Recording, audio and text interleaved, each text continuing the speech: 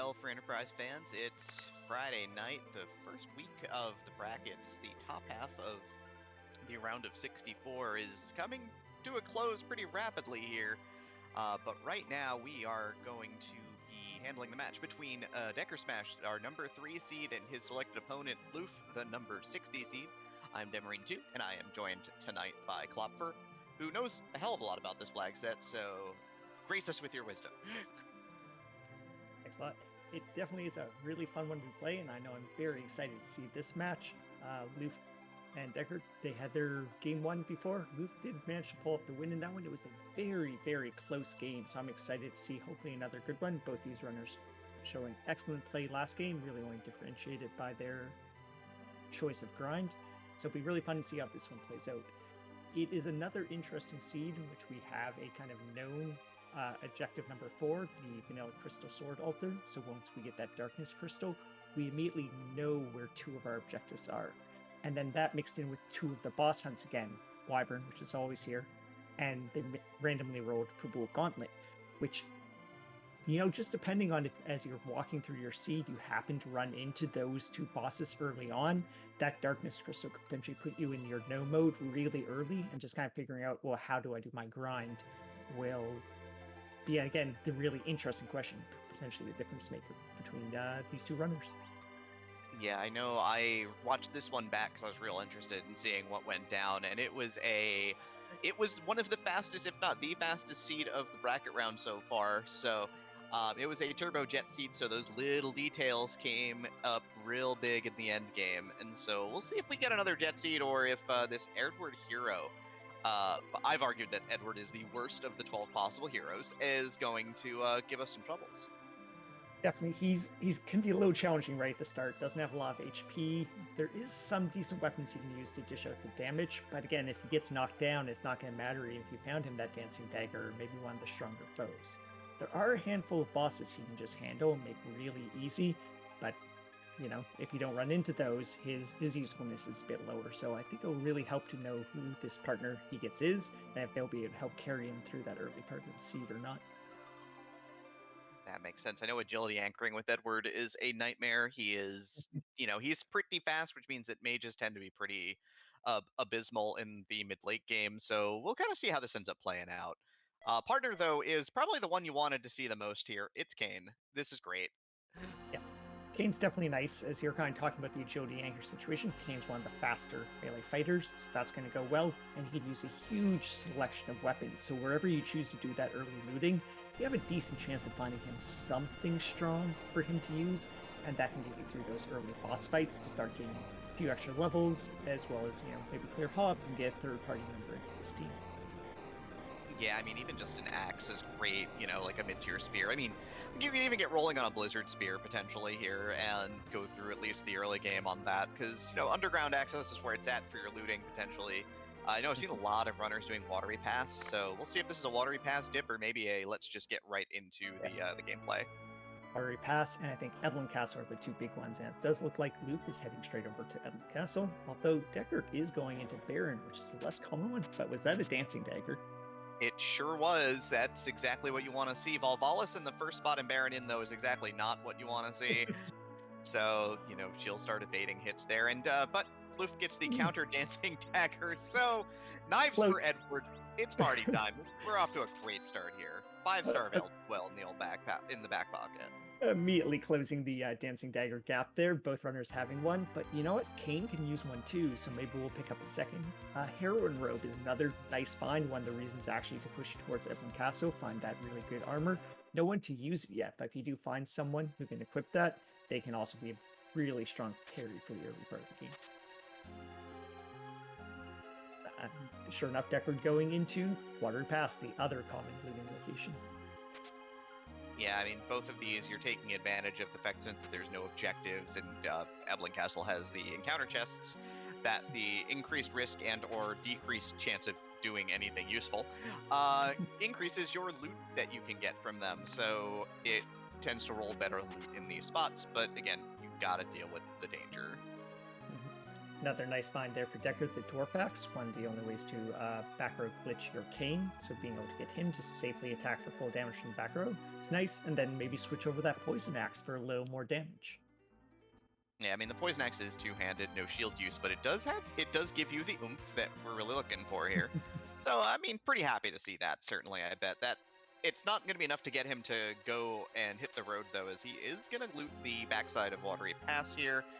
Black Sword and Black Armor. I guess that's French vanilla-ish. The Black Sword's the Darkness Sword, isn't that just in vanilla? Really? Close enough, then. Maybe we will find us also hanging out from Hobbs, which is, hey, that's a really nice weapon for him for that early part of the game until you turn him into a Paladin. He actually can carry some weight for the team. I think this is a very common routing here. Decker now immediately go over to Hobbs after finishing his looting. Yeah, I can equip the Dancing Dagger, center Kane, because the Poison Axe's abysmal accuracy is really not what you want, so you want to get that extra 50% hit rate for being in the middle, so that will help a lot. And since he's back row glitch, that Samurai Gauntlet should give him more than enough protection on his Kane, so this should be pretty good. Yeah, as long as it isn't one of those bosses where you really want to have a lot of AoE damage, so like maybe the dolls or something would be a pain, but anything else, like this is pretty good power for to get through. And Tella is someone you're always pretty excited to see in this flag set, because the machine grinds are quite common, especially on this particular set of objectives, because you know you're going to need to find the Darkness Crystal at some point, so that turns on your grind. Yeah, the Darkness Crystal kind of is going to be the all-in-one item, and getting Ogopogo out of the way here is fine. It's not optimal, but you know, you've got Cure 2 on Tella to keep the team alive, and by the team I mean Kane, because boy, Edward just got meleeed for 3 times his health. Yeah, we were talking about Dancing Dagger being great, a good source of damage for Edward, but not against Ogo. He will counter that, as it does count as a spell, with the Blaze, and will just chew through your HP that much faster than he is already doing. Yep, LUF is done looting now, so he is going to hit the road, and he is headed directly to Hobbs, non-stop one-flight service, and going to go ahead and see Ogo and Tella here.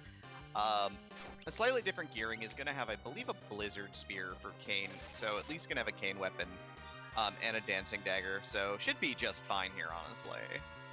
Yep, pretty good. He won't be able to take advantage of being able to, say, back row glitch his Kane, so that's probably about the real main difference we're seeing right now between the two of these. But they are both well equipped to being able to get through these early boss locations without too much of a problem. It's fine that he does not have the back row glitch, because at least for this fight, Kane has been jumping on the other screen as well, and if LUF engages in the same concept of play and decides to jump with Kane a bunch, back row glitch is irrelevant at that point. I did also notice, though, a black belt that he was putting on his Kane, which is a very nice piece of gear. Really good defense for this part of the game, and the extra strength means Kane can hit just that much harder. And Decker going ahead and taking advantage of the fact he has a Tella, so he can just exit out of the back of here. Relatively good treasure found in the back here of Hobbs, although walking out is a pain, so pretty much only with the source of exit do you like checking these chests. Yeah, Gungnir lands pops as well, so he's got another Kane stick. One of the second best Kane stick you're going to pop out of a chest pretty regularly, honestly. I mean, White Spear's in the pool, and you can very rarely see a tier 6 defense sword fall into your hands, but Gungnir, never going to complain. Yeah, definitely. As well as, it's also his accuracy problems you're bringing up with the Poison Axe. A handful of bosses can actually take extra damage from the spears, and gets to put that shield on, so Kane is looking actually very, very tanky right now. He will not get knocked down by a lot of bosses for quite a while. I mean, heck, the Gungnir Spear also gives you additional vitality, so yeah, no, Kane is super beefy right now. Definitely. I also saw an Ice Brand in there, so if we do run into a boss who, say, is weak to the Ice element, both our runners are now able to take advantage of that. Does finish up his Ogo fight without too many problems. Let's see if he does the same looting pattern here as Decker. Looks like he is. And running into Mylon and friends here, so go ahead and clean up the gas with some of those Thor Rages we start with. Definitely good. As I was kind of noting, AoE was a bit of a problem for this team, but luckily those gas have so little HP, the Thor Rages are enough to take them out. And then Kane will easily be able to clean that Mylon. Even Eddie here with the Dancing Dagger will do some good damage. I expect to see Luke come over straight into Antline Cave as well, although it is possible he does have that one-game advantage that this might really heavily influence his routing, where he'll decide to take a lot of risks and maybe start fading things. Especially going up against Deckard seed number 3, he can probably feel like, Deckard's a bit of the favorite here, so maybe he needs to start taking those risks to close out his second win in this. Not fading Antline, but I wouldn't be too surprised if we see some fades at some point in time. Yeah, or maybe a fast moon if once he gets Darkness Crystal, just issuing the rest of Earth. Who knows, but it's not going to be relevant just yet. There is some Musica for the teams. We've got the harp as our first key item. So happy chat and happy commentators. I mean, I'm happy about it at least. I don't know if the runners are, but we'll find out. Yeah. They still have plenty of checks left, so I'm sure they're going to go ahead and do those ones first, and we'll have to see how much of the world opens up to them. If they get that Magma Key, if they get that Darkness Crystal, they might end up fading that heart for quite a while. It can be a pretty time-consuming check to do, so a lot of runners end up not doing it unless they're maybe already in the area or just run out of other checks to do. I mean, sometimes it's important to be the people's champ. That's how it goes. That part is true. Not arguing with that. When you do also still have 2 boss hunts left, though, it can be nice to check that just so you kind of have that knowledge of one of the bosses you're looking for something. You do see the blue robe, but luckily just water here. I mean, the runners are actually looking for full gauntlet, so they might have been real psyched to see the early gauntlet here, but the vanilla gauntlet would have been nice. Would have been silly. It's not actually vanilla. It actually pulls encounters, so it's vanilla location. It's weird. But Water Hag is out of the pool for later, so a very free possible moon boss is history. But definitely at least a nice quick fight and get a good XP influx early on in the game is going to help. And another key item check to see if we open up any more of this world, or maybe we just continue going kind of in the checks in order. Ordeals, again, with those 2 boss hunts left, could look pretty appealing. But that Earth Crystal is very appealing, because that not only is a new location with some more characters to fill up the party, but also the treasury, where when you're only 10 minutes into your seed, being able to get some extra gear for the party can feel pretty nice. Headband Dancing Dagger here, so the Dancing Daggers will flow, but yeah, the Party Rock is really where it's at right now. 2 character rolls at this juncture is still really good. It can give you a lot of direction on what you want to do, especially because it could be something really nice like, White Mage plus Edge or something, absurd like that really pays off. Yep. Now, depending on the bosses you have to fight through, there might be a little challenging at this point. Your Kane's doing well and your Dancing Dagger on your Eddie, although he can get knocked down, but Tella's not doing too much, so do you want to do Ordeals first so Tella can help get through those bosses? Or do you just hope the treasury gives you enough good gear that will get you through those locations? Deckard opts for the let's get Tella online, as well as, again, 3 bosses here, so maybe we can walk into Wyvern or the Gauntlet. Yeah, this isn't the worst routing either, because you can hop over the water to Toroya and make the stop there before going to Baron. So this routing is pretty tight in terms of flight as well. So I appreciate that bit of flying there. Yeah, that's definitely, I think, a sign of really strong players is not only, hey, what locations can I take on, but what location means I'm spending the least amount of time in the air. Because again, the last race was really close. Just saying those small optimizations might be what make the difference in this race. The airship theme gets really repetitive. You don't want to hear it all that much, honestly. The main reason, actually, for just trying to limit that flight time. Right. We have our Odin in our first spot, which I don't think we have too much to take. Well, a big old stack of Thor Rages take advantage of that lightning weakness. Otherwise, nothing else. Yeah, this looks like it's going to be Jump DD Lit 1, which makes a lot of sense as well. That's a pretty good option here. So, Lightning 1, Odin's got the quad weakness, so Tella's going to rip through pretty hard. Yeah, we're doing about, 1,500 damage that cycle, so this should go down in the next 3 attacks. Yeah, so no risk here of the Odin spell going off, so should be quite safe. Yeah, not even to cast a lit one with Tella. He knows he's got it locked in. heading right on over to Mount Ordeals as well. Pretty much the difference here was just the time it took to do their looting. So really, they're getting through all these spots in about the same amount of time. Luke having just done a little more looting, that Evelyn Castle check does take a bit longer, just an extra minute or so. It's just a little behind Deckard, but otherwise, again, looking like a really close race within the first 12 minutes. We'll have to see if any divergence creeps in. Yeah, there's a wall chasing them down the bridge this time around, though. This is Final Fantasy 12 stuff right here, right now.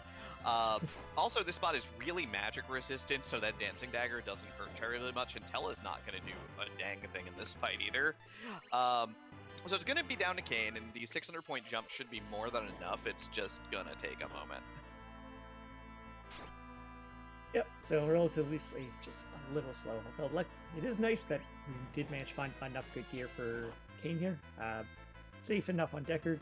This might be the black belt on Luke's side, making it a little faster. Maybe just one jump less, maybe, and we get him through that fight a little faster and close that gap. Yeah, Luke's strategy here for the Odin fight is going to be swings with Kayn instead of jumps, so maybe a little bit of a time difference there, but, you know, probably not enough for us to really be super concerned about it at this point. I think it will probably be interesting, Crystal Room, because this is the Sea Hero flag set, which means our hero has to do the Crystal Room on their own. So we've kind of been noting Kayn has been doing a lot of the work in a lot of these boss fights, and he's not going to get the help in this very next fight. I mean, looks like the game plan here is going to be run back and save, likely, just in case. Most bosses, again, in this spot will fall to 3 Dancing Dagger shots because, you know, we know this from vanilla, 3 to 4 Dancing Dagger shots will kill the boss inside, and it's fairly slow. So Eddie's got to go it alone, though. You're right. It'll be interesting. Yeah, I think it really just depends on which boss it is. Again, if it's one body, you're right. Hey, Dancing Dagger, throw it out 3 times, you're probably fine as long as there's no instant KO attack coming from the boss. A boss that maybe wants a little more AoE, be a little more a little more annoying to deal with, but hopefully still safe. The Baron Key, that I think is also interesting. You do have the Party Rock, but now you have 2 checks you can do with Leather with Baron. Yeah, we've got the full overworld ride now, by the by. That is it for the big overworld gate checks. So, you know, whatever you want to do up here first, you can do it. It's just a matter of getting there. Very, very smartly decides to take out the Valnap robot first before Dr. Luggage, because the explosion can kill you. Definitely very heads-up play there. The speed was high enough that we didn't have to see the Doctor take manual control either. So again, we're kind of noting that he can be a little hard with the agility anchoring situations, but that high agility helping out in at least this boss fight. Yeah, Luf jumps his way through as well, so down goes the wall. Going to take this time to maybe pop the menu a couple times, rearrange some things in the menu for later usage, and then we're going to move on. He's going to get to see Dr. Luggage too. He's going to take a couple of Dancing Daggers before he goes down. I definitely saw him moving a siren around. I'm not sure if that was an extra siren or just the one he had from the start of the game. That was the one starter siren. Too bad. So yeah, you do get 1, 2 starter sirens, and I think a big thing is choosing when to pop that, especially if you haven't found an edge, because if not, we do not have J items for sale on this flag set, so you might not get many sirens unless you have edge to steal them for you. So choosing when you want to crack that, at what location, with what party, can be really tough decision in some flags, or in some seats. And of course, choosing wrong can be devastating, so gotta be careful. So Decker does have his options open here. Head on a Baron for one character at the end, and then another character inside the castle itself through a larger number of bosses, or head on over to Troya and turn in that Earth Crystal for some good items, and as well as it sends you right back to Baron after you finish. Looks like he's flying west here, so this is looking like a quick shot to Baron instead, rather than going through Troya. So gonna go straight Baron in. Might be a Baron in, Baron castle play here, and just sort of take it in a fairly linear manner to the storyline. Exactly. So it's kind of nice. This is the order of the story. So bosses are just getting one step harder each time, as opposed to the jump if you went over and followed up on your crystal right now.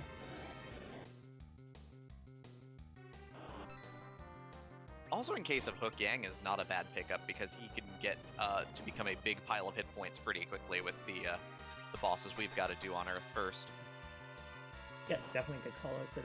Or especially say you run into a TKC, being able to have a big pile of hit points is one of the few ways to get through that. Although Eddie is another really good way to get through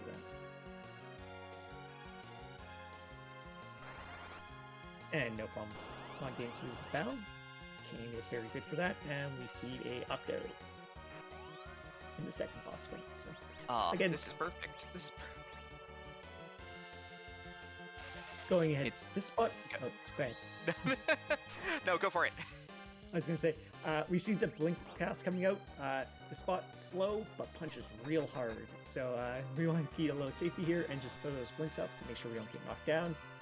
Where you did have the option of maybe throwing out a lightning 3, but we saw there Octo targeting Tella. It probably wouldn't have got off in time, even though it would have ended the fight.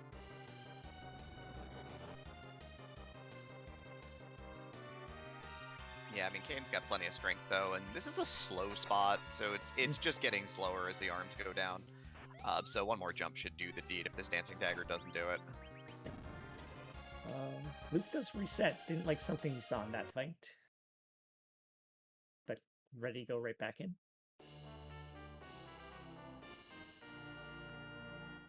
I'm rewarded with a spoon. You know, it's a key item, so cool. But no progression there, and we don't even have an edge to dart that at anyone. But that's fine. See this one step closer than 10 key items. It's fine. There'll be one at Zot. It's cool. Don't worry about it. Just trust in the party rock. Believe in the party rock. If only Eddie could use it in this leg set. Decker does not believe in the party rock. He believes in efficient routing and not traveling very far. As well as, these are bosses I can take on. Let's fight the bosses I'm strong enough to do right now. Plus I'll get Yang some levels. Yeah, exactly. And one more character added to the party, and there is a chance here of picking up the edge at this location, as it is a gated location by the Baron Key. So there's a chance of actually finding edge here. Luf's Tella only got hit for like 120. There's a lit 3. Seafood soup for everybody. It's all over now. Must have had some defensive gear and felt a little more confident there on just queuing up that lit 3 and not worrying about getting knocked down. But yeah, basically it's just been the early looting that's been the difference. Luf probably running about a minute change behind throughout this overworld so far. And we'll see if he decides to diverge or if he decides to do efficient direct routing through the Baron waterway. Yeah. I have to imagine once you land here, your plan is to do all of the location. Although he does go ahead and check the Baron shop, which is a nice check, as this is a gated shop, so it has some pretty higher chance for higher tier gear, like say those samurai arrows, which definitely make any bow into a much better damage dealing piece of equipment. Vanilla Bigan, he hasn't moved. Also, heroin robes for sale, but we have seen none of the ladies at this point in time, so that's pretty bad, honestly. Also, look at that price drop, by the way. They are down to the low price of 40k. Please buy them. Please. Please. Although, in Lou's situation, he happened to already have found one, but as you know, it's still no one who can put it on, unfortunately. So it'll just hold space in his inventory until, well, we have 3 character checks coming up shortly. I can just hear Rivers. I can just hear Rivers in the back of my head just telling people, buy this dang robe. It's a really good piece of armor. You should buy them. You should definitely buy them. They're real good. So Luke does go ahead and head away from Baron. We're talking about efficient routing. This is totally good, because after finishing the Tower of Zot, you get kicked right back to Baron anyway, so you can just head on in after. You get to do the looting here of the treasury, so a chance to get some higher gear. And as you promised us, there'll be an edge at the end of the Tower of Zot, so that'll be some extra power to get through Baron. Are we raiding this treasury, by the way? We're gonna raid it, but just us. Double cat claws, 10 out of 10. Let's get out of here. double cats, double ribbons, double hourglasses. 10 out of 10. Winner, winner. Get out of here. Definitely gonna make your gang happy. I mean, you could have also got a power shirt for him to go with those cat claws, but definitely a big power spike for your young there. And that hourglass could be useful maybe for your grind. Maybe pop that siren to bring up some gold dragons and hourglass them, or maybe you go ahead and find a boss who could be used on. Speaking of bosses, Deckard's found an interesting one. It is our gauntlet in Baron Castle. So Baron Castle, soft required. Edward, wounded from the last fight, decides to take the rest of the evening off, I guess. Goodbye, Edward. It's been nice knowing you. Yeah, good strategic choice. I support it. So should be a relatively safe fight for Deckard. Will definitely take some time, but again, when it's part of your objective, you really don't mind. A lot of the times, the gauntlet is you're a little annoyed to see it because it's going to take you so long to get through it. But in this case, great, clear it for that objective, as well as your character and your key item check that you get normally.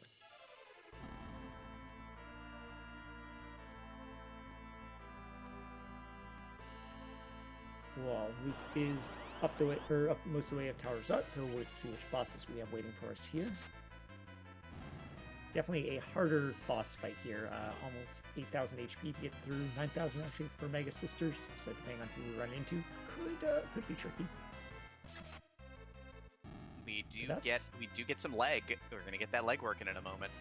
Yep, and as noted, both of our runners have good equipment for taking advantage of that ice weakness, so not too scary.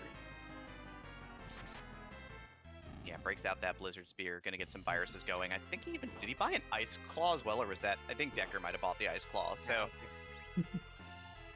there was an Ice Claw somewhere. Doing enough work that it probably won't matter too much. I mean, 4,000 damage a jump it's okay. It's reasonable. fine. It didn't even do half the damage of this boss. Is that really all that impressive? Nah, it kind of sucks. Goodbye, Yang. It's been nice knowing you. The nice part of throwing out the jumps here is that the fight is you don't have to stand the fire 2 counters either. So really the only thing that was coming out there was the Claire, which definitely will knock someone down at this point in the game. But with only a single target being knocked down, really easy to safely get through the fight. You can pick them up after if you need to. More sea serpents here for Decker as the party goes on in the Baron throne room. Sea creatures just coming out of the basement over and over and over again.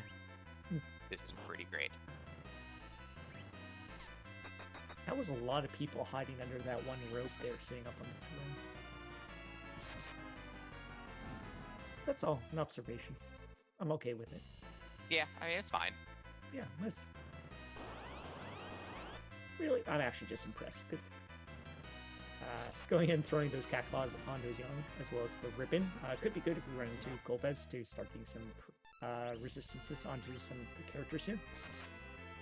Yeah, gonna use that rune ring as well on Tella, so just taking the moment to gear up here for the second boss, because the second boss spot in particular can have some pretty nasty magic users. Like, if this is Mega Sisters, it hurts. Yeah, very high magic for this point in the game, so yeah, if they are casting spells, yeah, you're right, it can hurt. It can cause some problems real fast. Seeing our first of our 2 characters here in Zot, Cecil, and Rydia in the Baron's side. I mean, new characters all the way around? Yep. And so far, no duplicates, new people to add to the party, so we're happy to see that. And Cecil is already a paladin, but speaking of duplicates, we did hit one. I was promised an edge. I tried. It was Cecil. I was wrong. I picked the wrong power character. I'm sorry. Cecil is definitely a very nice power character, especially if you find him any of those amazing holy swords, the Excal or the Crystal Sword, which we haven't found yet, but still a very useful character to have. The cover ability useful in many situations. He's able to get back road fairly easy. Bo can do it. The Dwarf Axe for Deckard. Oh, there's that power shirt for Yang. Deckard finds in the trash bin on Baron's side.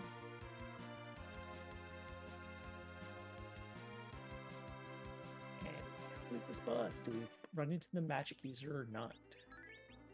I mean, we've got a rune axe, so it's probably fine if we run into a magic user anyway. It'll just be a bit of a pain, but it is. Well, they use magic, but yeah, they definitely do. So generally one of the freer fights in the game. You don't even have to fight as Luke is showing us here, you let them go ahead and cast a handful of spells, and then the fight just end on its own. So, quite safe. Depending on your damage output, you can choose to knock down the king, which makes the fight end immediately when the queen gets her next turn. But again, there's enough HP here, and our damage coming out is probably not high enough that just waiting it out seems like the faster play. Yeah, big chillin' is probably the play here. Gives you a minute to, regroup and figure out what you want to do next, and keep looking at your overworld items and wonder what's going on, and go from there. There we see the fight ending on its own. Deckard using this opportunity to clean out his inventory. Good idea before you head into that treasury, as you want to make sure you have room for all of that very, very nice loot he's about to find. Which I do believe there was a Leviathan summon in there, and he does have that Rydia, so that will also be a nice pickup for him. Yeah, like I said, 10 out of 10. This treasury rules. Also doing some shopping there, picking up some camping gear and some Ether 2s. As I noted right at the start, you like finding Tella in order to do that D-Machine grind. In order to do the D-Machine grind, though, you want some way to restore his MP, so picking up those Ether 2s are really nice. It's just a coffin, so I guess the big reward here is the Cecil, honestly. So it wasn't at Baron, it wasn't at Party Rock. You know what that means. Wait, are we looking for D-Mist right now? That's not what you want to hear, was it? We could still find D-Mist. We have some boss locations left to check. Yeah, they haven't checked either the Waterfall or Mist Cave. But more likely, we're going to get some music here. That being said, we didn't actually check Baron Basement Throne on our way out. Deckard didn't do that after clearing out Baron. Which, yeah, that spot's probably too hard to take on right now, but at least peeking it to know if that's where your Wyvern is hanging out, or, again, D-Mist, although we were much more interested in knowing that Wyvern. I wonder if Luke will check that location for us, and let's see if we have one of our bosses hanging out there. Yeah, especially because the big thing about checking that spot is that we know it's not a key item because K-Summon is off this tournament. So it's it feels like a little bit more of a power play to save a little bit of time to not head down there and not look at it. Sure. But Luf is doubled back to Baron Castle, so is going to take down, using basically the warp back from Zot to go to Baron, so going to do Baron right now. While Decker is going to go up the tower and get Cecil, but not much else here. It'll be interesting to see if Luf remembers that he's got a Leviathan summon in hand and decides to take the Rydia, or if he just decides to skip out. Yeah, definitely be interesting to see who wants to keep in this party. Edward, the Dancing Dagger, is starting to reach the end of its usefulness, especially as you get into, say, the Underground. 300 to 400 damage just stops cutting it at that point, so that might be good incentive to want to drop the Eddie anyway. Can't drop Edward, he's the hero. He's the hero. It's his story. He can't leave. That's unfortunate. Looks like we're stuck with Eddie.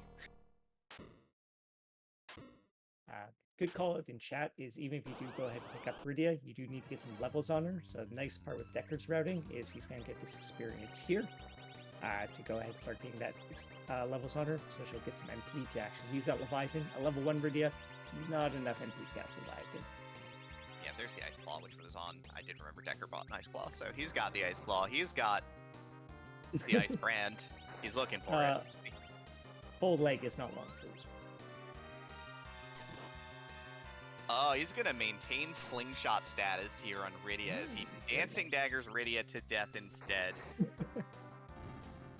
Kane just did 7,300 with that jump, by the way. That was a beefy jump. That was a pretty nice. Again, just kind of that early looting, making potentially the difference here. A few extra levels from doing Baron, and also Power Shirt, big flexing. And Power Shirt doing that, almost probably 2 extra multipliers, if not more. Yeah, I mean, if he's got the Power Shirt, that's plus 10 on its own, so that's just impressive. And I know there was a bandana or a headband floating around as well, so that Kane might be at like plus 13 right now. And with getting the good news of, here's an objective. Take a bit of time to get through it, but almost certainly happy to see it. Yeah, his party is way more equipped with all the brawlers that he's got with Yang with levels, Cecil online, Kane in the party, so he's a little more equipped to try and take this down rather than just having Kane having to solo it. So might make up a hair bit of time here. We'll see. Yep, for sure. Also having Cecil in the party to get the experience, it's a decent influx of experience for this point in the game. So probably pretty happy to get that part, and will help him in maybe some later fights. Yeah, this will probably be the end of character decisions here, like whether you take Rydia or decide to stay on like 3 fighters plus Edward plus Tella. Yeah, definitely. Rydia also does give you access to the Asura summon, which is nice in the end game as well.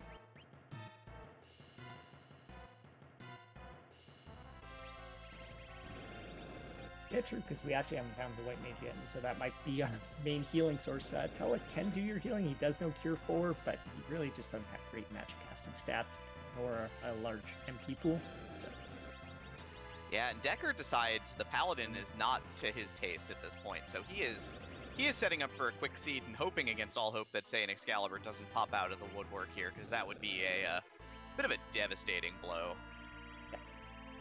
As noted in chat, it's not C5, so if we do happen to find that Holy Sword, we do always have the option to swing back and pick him up. The fact that he's interested in keeping Rydia down to keep in slingshot range actually is kind of interesting. He didn't kick out Rydia, because then if he does, say, find the Darkness Crystal early, well, you're already in the area when you're raising the Lunar Way out to just grab Rydia back into the party, and she will definitely still be in slingshot range at that point in time. Yeah, like if you can sling Rydia and Cecil, and then it's just really overwhelming. Especially if you get that Holy Sword.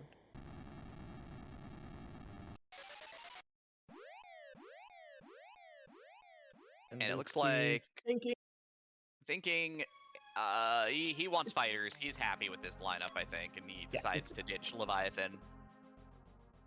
Yeah, just fine. And again, without kind of already having that Darkness Crystal in hand, I totally see the thought behind this play. The big thing here is both these runners are probably about to fly over to Harplandia here, Land of the Harp. Yes. Dekard using that warp back to go ahead and check the basement throne. He's done a few more boss locations at this point, still having not ran into a wyvern. The probability just keeps going up a bit that it's down here, so decide it's now worth the look. I mean, Baron Throne can't be your underground access, but it's just nice to know what the boss is, certainly. Mm-hmm. Just a Mylon. That is Mylon the Z, because we saw original flavor Mylon already this seed.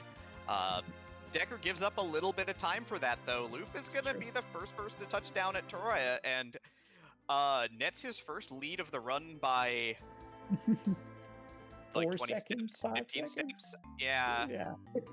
It very close. Ridiculously close. I mean, we're letting Black joke about pickup time close.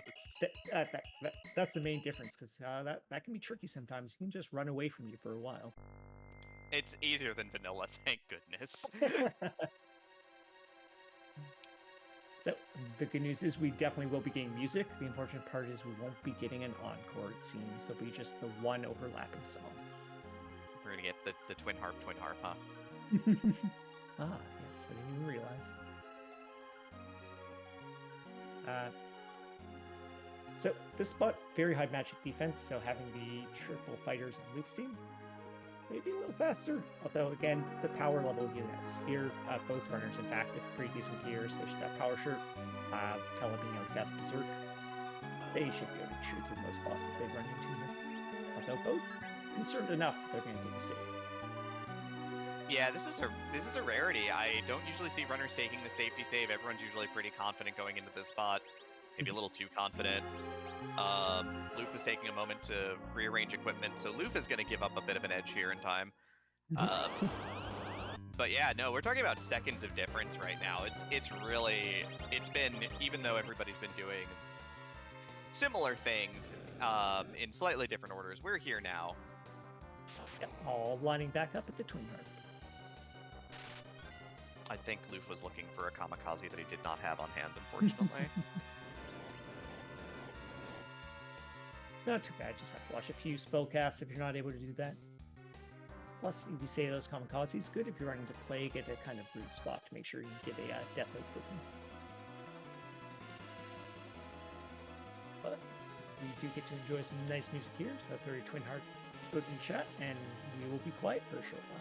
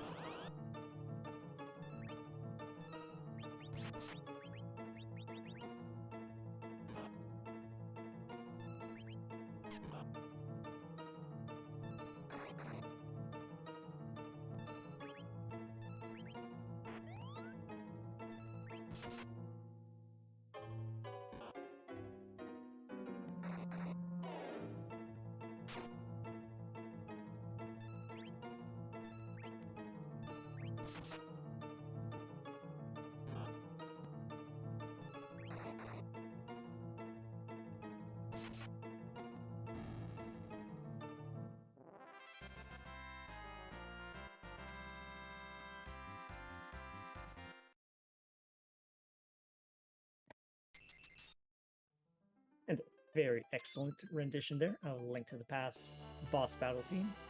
And a reward for doing this is a pink tail. But as I noted, we didn't have to do Twin Harp, because maybe we could just do a Demus hunt instead. And sure enough, we did. We succeeded. We did that. We did both, in fact. Everyone was right. Perfect. This is wild. So yeah, all that for Pinktail, which means we still don't have underground access, except Demist is, as we call it, the bonus round. You go ahead and head back to Mist Village and talk to Rydia's mother there, and you'll be rewarded with another key item check, which has to give us some progression somehow at this point. It's got to be a hook or a magma key. It's all could be at this point. Running out of things to do. Decker, go ahead and parking on the left side, so we can also peek into the Mist Cave likely before heading on in. Find if that last boss hunter Wyvern is hanging out here.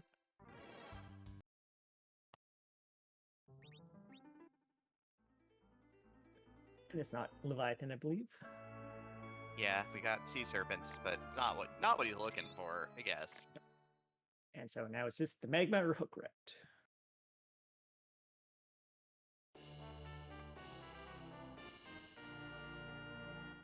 It's a hook. Those are always a little more exciting. This should be fun to see. Another chance to get that edge you were promising. We might still get to see it. Also, we did just get a pink tail. Might want to go turn that in and see what we get rewarded with.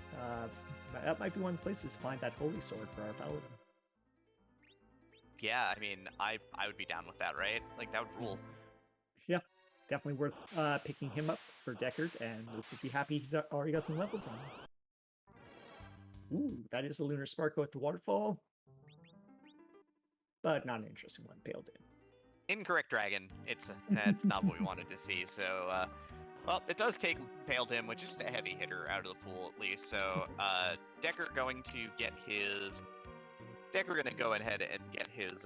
It's gonna go ahead and get his hovercraft here first because you need that to get underground at this point. We'll see if he decides to check the pink tail or not. You know. Like a Dragoon Spear would be nice. What else would be great here? I mean, obviously a Holy Sword would make him want to go get Cecil back. Much more edge gear, and then we'd just be taunted by not having edge. Who I promised was in this seed, even though I have no idea whether or not he's in the seed. He has to be somewhere, right? We found a spoon. The seed wouldn't do that to us. Decker going ahead and checking that pink tail, so we will get to see what's there. Luke did park on the other side of Mist, so it seems like not checking the Mist Cave.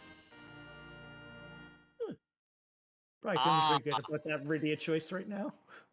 It's the big Rydia bomb, the big explosion maker. the Bahamut Orb. Everyone's happy to see that if they've got Iridia at this point. Yeah, especially with the hook right in front of you. Definitely good to have some extra damage to get through the ruby spot there. That's a good chunk of HP you have to chew through. Luf wanted to take a look at the character in Kaipo, and it happened to be Duke Cecil, so that is off of the table. But good information to have. If he does find that Sand Ruby, no, he doesn't have to come back to this. So good to do while you're in the neighborhood. Yeah, might as well get it over with.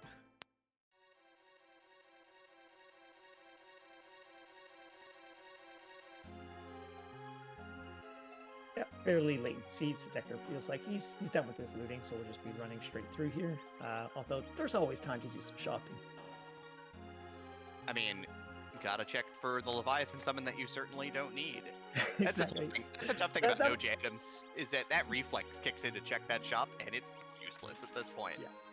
I mean, although normally you would like to go do that because that Leviathan summon is great and is very regularly found there. But yeah, you just got the big summon, so you don't need it today. Might just be that muscle memory though. Yeah, let's go check this spot.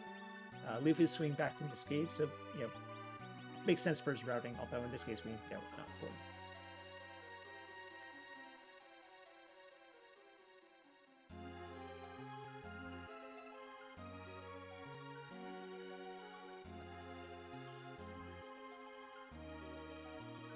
So two important pieces of information will be coming up here shortly, which is one, who's the character on the hook route, and two, who's that boss we're going to have to fight through to get to the underground. Luf's not even looking like he's going to check the... Yeah, he doesn't take the hovercraft with him to check the pigtail here. That looked... Okay, that was an error. He was just going to reset. That looks like a mistake, yeah. It's Porum. That is a white mage for the party. One who can definitely do more healing than Tella. Yeah, but you know what spell Tella's got that Porum never learns? That's right, weak. Yeah, dropping Tella 4 would be definitely challenging, because again, that D-Machine grind, always appealing. But yeah, do we want her in the party for now? Do we pick her up later? It'd be interesting to see. Let's see if Luf feels like grabbing Rydia at this point in time with the... Oh, just picking up that Bahamut. With the Bahamut Orb in hand now. Decker doesn't even hesitate. Lets Porum go to safe town. Take the rest of the seat off, probably. Mm-hmm.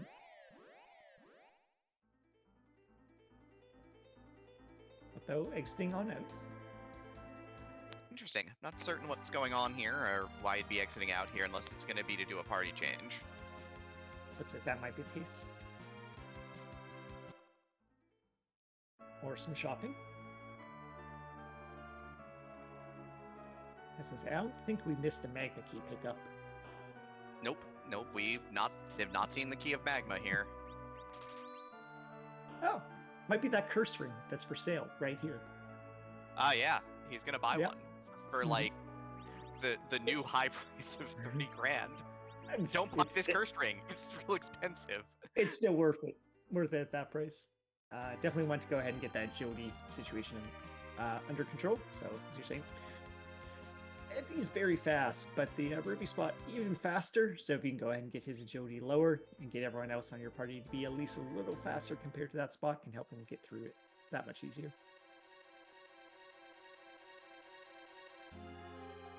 But definitely good for Decker to find on the first shop he checks thing. It could be literally anywhere. Mm-hmm. Or possibly nowhere.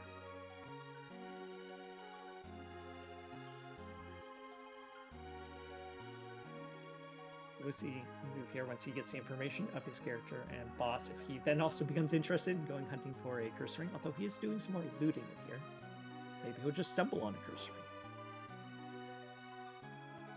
Oh, ninja shirt, edge all but guaranteed, right?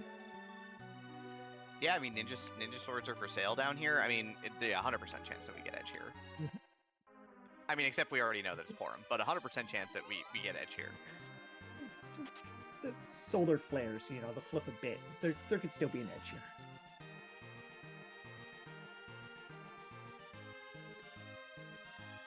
The unfortunate part of all that looting is he did run into the trap chest and didn't feel confident in taking it with this party, so went ahead and took the reset. That trap chest can be mean, even if you are strong enough to, say, not get knocked down by them and do the damage reasonably fast. They can put anyone to sleep, and even if you survive being put to sleep, it makes the fight go real slow. So I can see why Luke did not want to take that fight once he ran into it.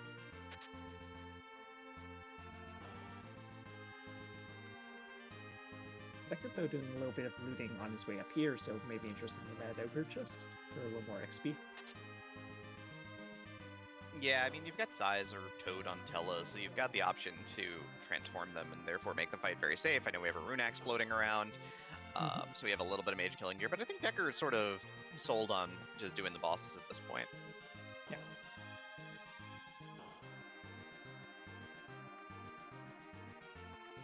Level 25 is at least in the tough but fair range for this area for the most part. Oh, keeps going treasure hunting, so finds the Mad Ogre chest. Could be because his Rydia's level 1 is why he wants to take on this chest. Get some experience on her so she can cast at Bahamut before taking on the bosses. Yeah, I mean, a lot of the time, if you've got a little bit of caster here, one Bahamut can take out the first boss potentially, which is a real big boon for getting through this part of the game. Yeah. So that spot will far less HP than the second spot. Can, punch real hard, so can be problematic depending on who you find it. But we've got tiny ogres now, so fight is all but over. It's just a matter of doing the deed here. Yeah. And as you noted, access to that Rune Axe makes it also quite fast, since you will all get one-shotted here by the game. Though hasn't actually picked up his Rydia yet. Oh, my mistake. There was a life queued up. There it is. All right, Rydia's up. She's gonna get sling experience here. This spot's about 9,500-ish experience, so she'll get the double, so she'll get 19k. Definitely enough to at least cast one Bahamut, if not two, as well as Deckard did stop and pick up some Ether, so he even can go ahead and restore MP if necessary inside the longer Ruby spot fight.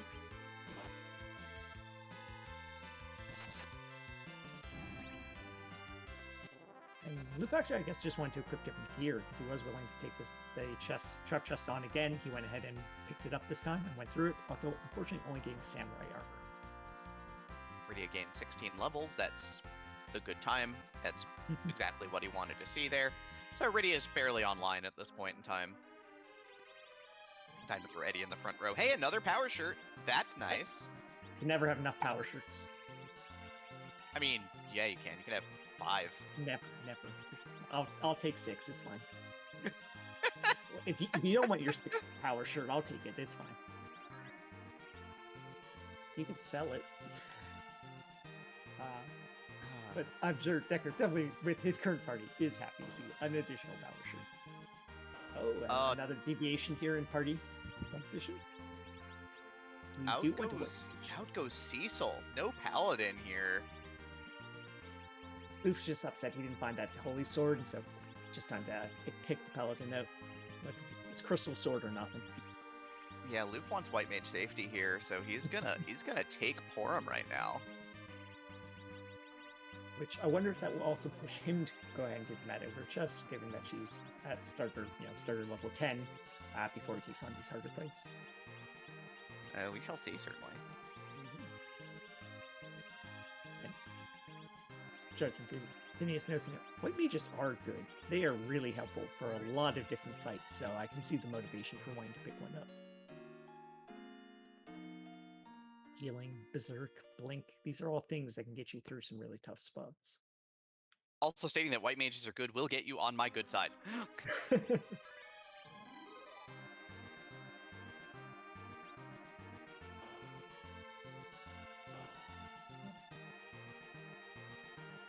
X-Bank Bros noting 119 MPM Rydia. Just missing that breakpoint, 60 MP, I believe, for Bahamut cast, so just short but we will definitely only need one for this one, though. Here's a very good spot. Oh, or you can go ahead and use some coffin. Yeah, gonna cash out a coffin here for safety's sake, I guess, and then throw a Bahamut at the other one. Yeah, definitely. So a nice part with a multi-body boss like this and AoE spells like Bahamut is that HP gets split between them, so you're in really good shape to take them out with a nice cast. But yeah, it looks like that's safety because they do punch hard, and almost one-shotting that Rydia, so having to see less of those punches makes sense. Luke is looking for that Mad Edgar chest and finds it.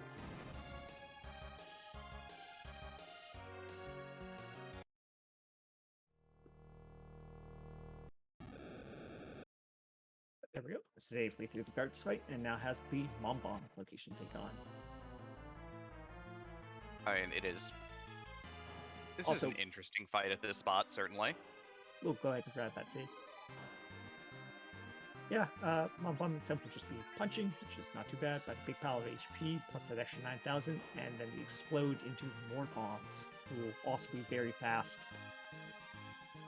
That actually part could be scary post-explode. I mean, if you can get your Rydia through it, like, and just get, like, And even Levy queued up, you'll be fine. Like, the first half of this fight is probably Berserk Kane, Berserk Yang. He's gonna use a Bahamut here as well to sort of push it out, so gonna try and speed through this. He also bought Ethers, so he does have those on hand as well. Yep. Let's see how high how high damage Bahamut's doing here, and how high the Berserkers are hitting. Maybe it tries to go through the entire phase. If you can do that extra 9,000 damage quickly, maybe you don't even have to see the explosion. Although with a 4,000 damage Bahamut, that doesn't seem the most likely. Especially on such a fast boss location.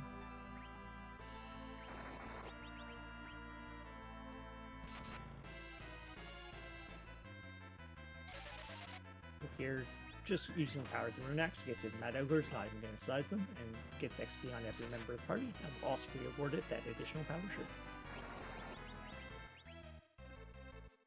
Gonna have double Zerking here now as well, so it does have both Orm and Tella able to cast Berserk.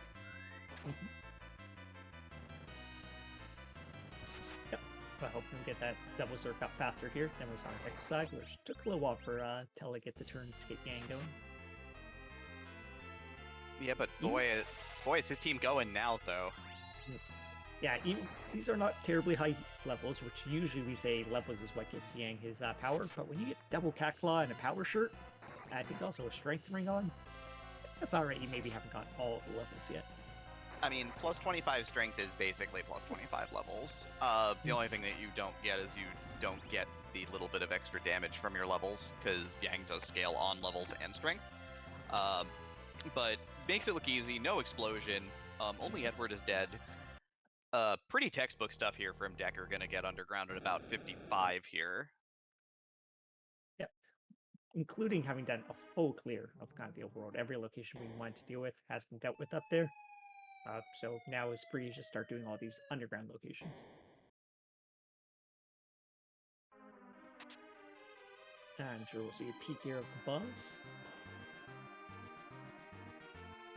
That's kind of an annoying boss to have to find up at the top of the tower, Kanizo. So, fairly... Yep, I mean, it's slow at least.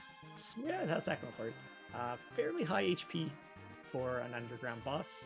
And unfortunately, the wave attack is linked to that HP, so the waves can hurt. I mean, we could just ignore that and do other things. There are other things to do down here. I think that'll be interesting to see which of those things Deckers can check. Here's the quick swing by the Fey March for just a freebie key item. And again, Wyvern's still at large, so peek around for that. To, again, probably not strong enough to take it on, but at least know it's down there. Dwarf Castle, 2 more bosses to take on. Another item, and maybe finally our edge hanging out in Dwarf Castle.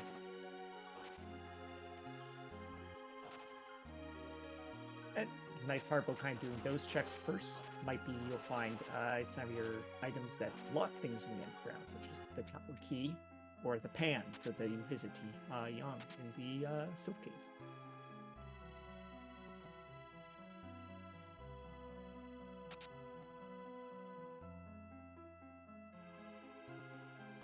Is that mostly clear of the overall? There was the rat tail to turn it down, and there it is. It's free. It's free checks. But it's more airship flying time. Will Deckard want to go ahead and do that right now, or do more stuff while he's already in the underground? Luke does go ahead and take that safety safe as well before taking on Mom Bomb.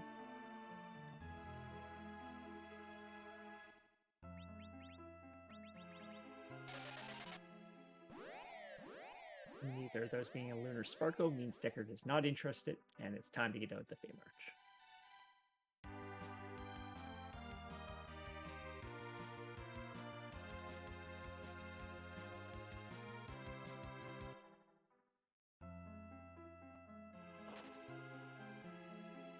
With the swing by the Silk Cave, which will turn on the Sheila 1 check, we'll likely see Deckard leaving the underground to follow up on both of those.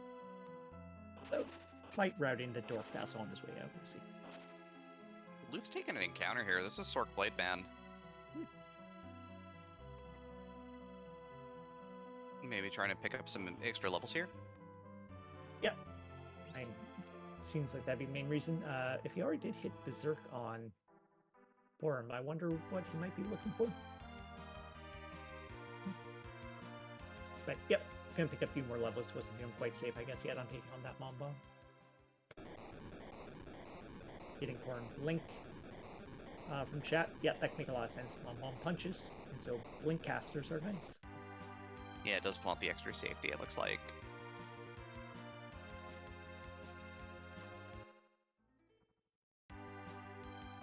Actually, does make a lot of sense. Unlike Deckard did not go shopping for that curse ring, so definitely is probably getting a little more uncomfortable about that fight. Yeah, you don't think about it much at first, but a lot of the time, agility gets real sketchy with Sea Hero, and so you've got to be very aware of that fact. Yeah, definitely. Sea Hero and what it does to agility, I think is definitely one of the really interesting things in this flag set. Well, probably not what Deckard was hoping to see from that Rat Tail turn in, but again, now there must be an edge, right? We're finding ninja everything here. Absolutely. Somewhere in this sea. There's still time to find them. Maybe it's Giant. Hopefully one of our runners will go all the way through Giant to show us that edge.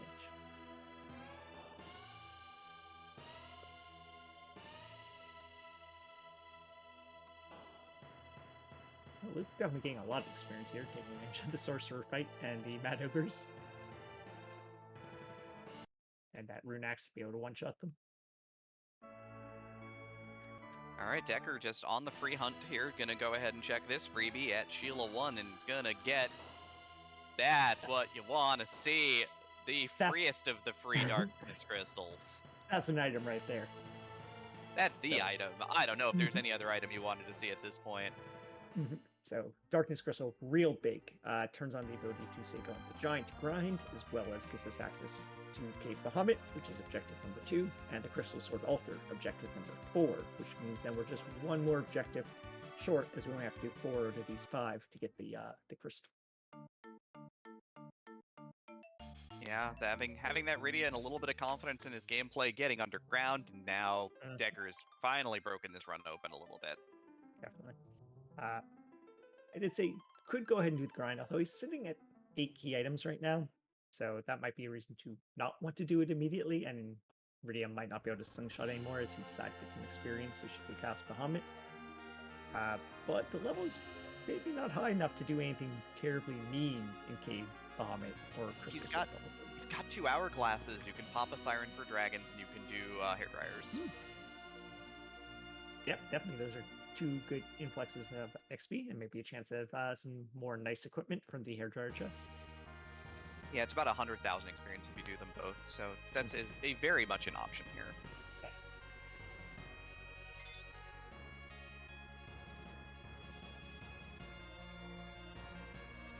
Alright, Luke is done with his little mini grind here before taking on the Mob Bomb. Level 26 on Borum.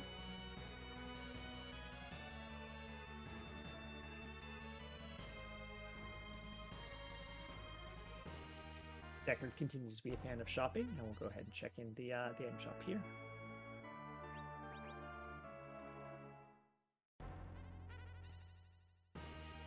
He does have camping gear and elixir, and ethers. I'm not sure if he's looking for life pots, elixirs. I didn't seem to find what he wanted.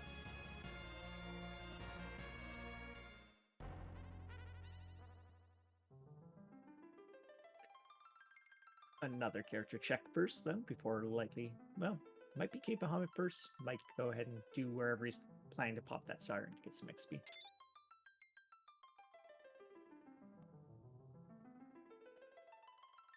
I was really hoping for that edge here. Really cool. Yeah, didn't happen. Maybe I'm just hoping. I always love seeing edge. There's still time. There's still character slots left. We can still have it happen. The dream's still alive. I don't know about that. I Can't think give the up dream hope. has. I think the dream has died in my heart. All right, Decker, you're actually just picking up the character and heading back to Earth right now.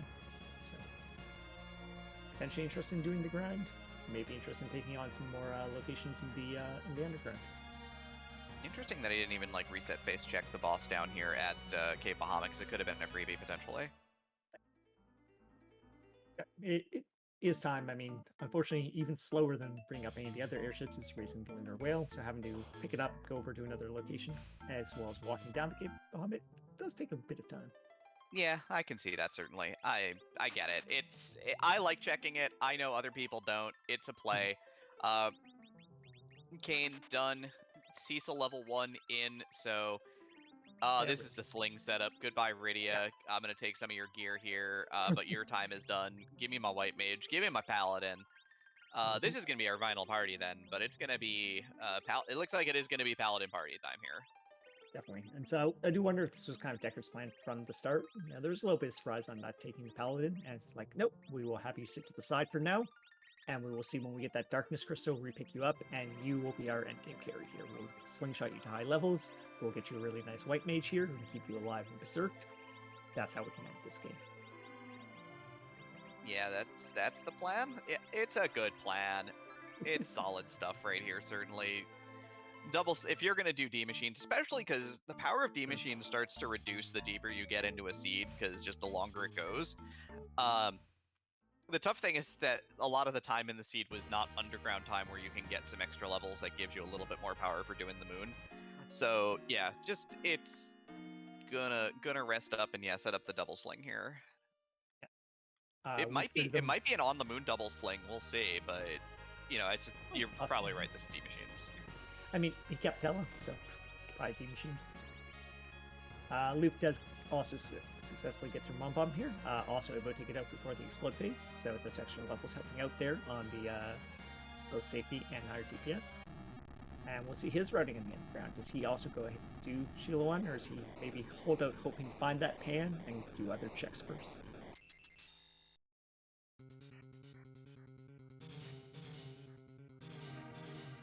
I mean, it is free check Friday, right?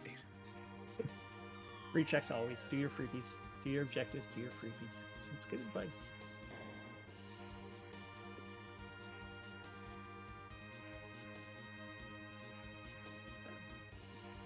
Judge is noting in chat an interesting strategy, which is go ahead and do your deep machine grind. Finish that off. Hello. Not as useful at this point. Yeah, he still has all the spell list, which is good, so you might want to keep him. But do you chuck him and get Kane? Because you're going to the moon, you're going to be doing some more bosses up there. Kane will take a little bit to gain some levels, but then he might be online by the time you head over to sea.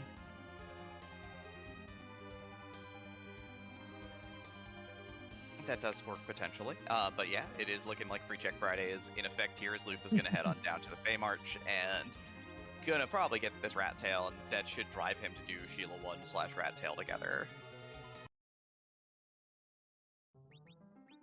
Yep, definitely. I think there's very strong motivation once getting underground to come into Fey March, especially if you still have your boss hunt open, as it is the free item check, and then 2 bosses if you're still looking for one. Alright, Decker setting up for the D machine grind here. First encounter, not what he wanted. Second encounter, not what he wants. So he's gonna keep on moving.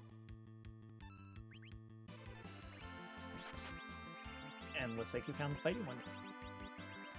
Yeah, it's part of our guides on the Discord. So come on, join us on the Discord. You can get all this information on how to do all these wonderful, complicated, difficult things, like use the encounter table to your advantage to figure out where D machines are in the giant, so that you can go and beat them up for money. There's definitely a lot of good information there on the wiki, just speaking of the community in general. Now is probably a good time while Deckard is going to spend the next few minutes beating up some D machines, is to also thank our restream team here. So without the restream team, we wouldn't be able to show you anything of this. So I'd like to give a big thanks out to them, and if we can get their linked up in chat, but we have Infinies doing our restream. Again, the reason we can see anything here. And Elias going ahead and doing all of our tracking, lighting up all those buttons for us, so we actually know what's going on, helping sure we don't miss anything.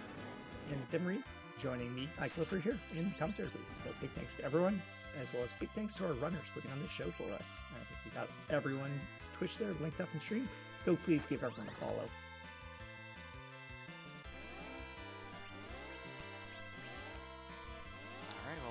We are into the fight here, so you've got weak setup. Tella's in the middle to mitigate the chance of missing, because weak can miss, which is always really bad, especially because you're, in this case, like trying to queue up the attacks to stay in sequence and everything. But, you know, since we can't life glitch here, we're not worried about throwing life potions. Life glitch is off for this tournament, so just gonna go ahead and parry with Edward, kick with Yang, and I guess Edward in this loop will be able to throw the occasional potion at Tella to keep him modded. That fire does do % damage, so you also will have to weave in some healing into this party, which unfortunately might also, that job might fall to Tella as well, so we'll have to take some off rounds there to heal up the party. Which is fine. Yeah, there's going to be an off round. Yeah, the nice part is, until you hit the Searcher, another D machine doesn't come out, so you can easily just go ahead and take a breather whenever you need to heal up your party. And as long as you have enough ethers to keep that MP going on Tella, you can get as many as you want done and do so safely. It's the safely, that's the big part. Dying in the middle of your grind is a very big way to become very sad. It has happened to all of us, and it feels terrible when it does happen. So, yep, definitely whatever you can do to keep this as safe as possible. We'll still, as usual, the challenge on any speedrun is as safe as possible. We're going as fast as possible. LUF has closed now the Cursed Ring gap, finding that in the Tamra back room. I mean, he does need to close this slower to the underground gap, though, certainly. And that's always been a big juncture in these races, is that if you're the first person underground, oftentimes it does measure success as long as basically as long as a darkness crystal and the overworld is not involved. Yeah, especially given save objectives like this. This does seem interesting going on with taking in this Dark Castle. So it could be he wants to do this check, hoping to find maybe the pan, so he only has to do a single dip into the Silk Cave, which is unfortunately going to delay his finding the Darkness Crystal, but hey, maybe there's a really good item here. Maybe it's half of our Forge, which would be very useful to find, especially if Wyvern is hanging out in some really unfortunate location. And we do get Dancing Sisters, though, it looks like.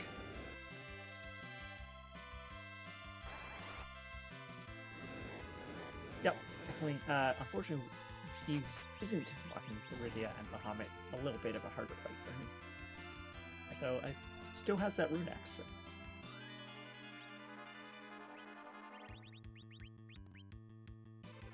And sure enough, going to equip it right now. So definitely a good heads up play here by keeping track of all of his equipment. In fact, he's been doing this the entire seed, being able to take advantage of the different boss weaknesses, so knowing those and knowing what equipment to hold on to so he can do so. Definitely really good plays there by him.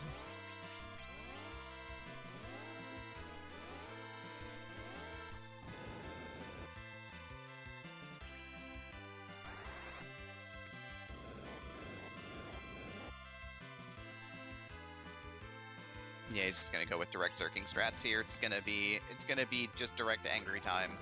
Good to heal up the Kayn and let Kayn swing away for a little bit. Yeah, should safely get him through that fight.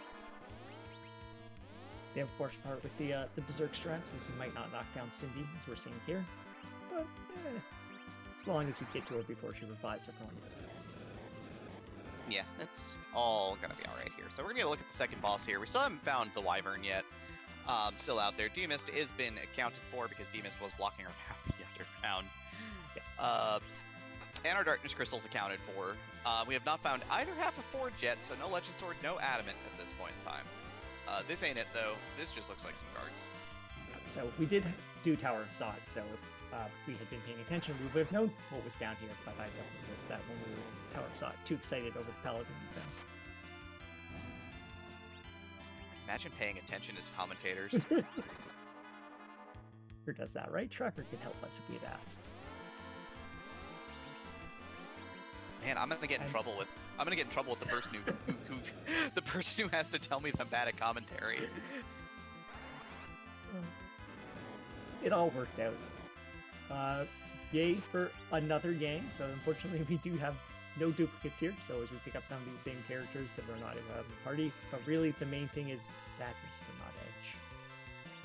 Yeah, I guess Edge is taking the seat off or something. I'm sorry, everybody. I really wanted him. Like, I'm still living.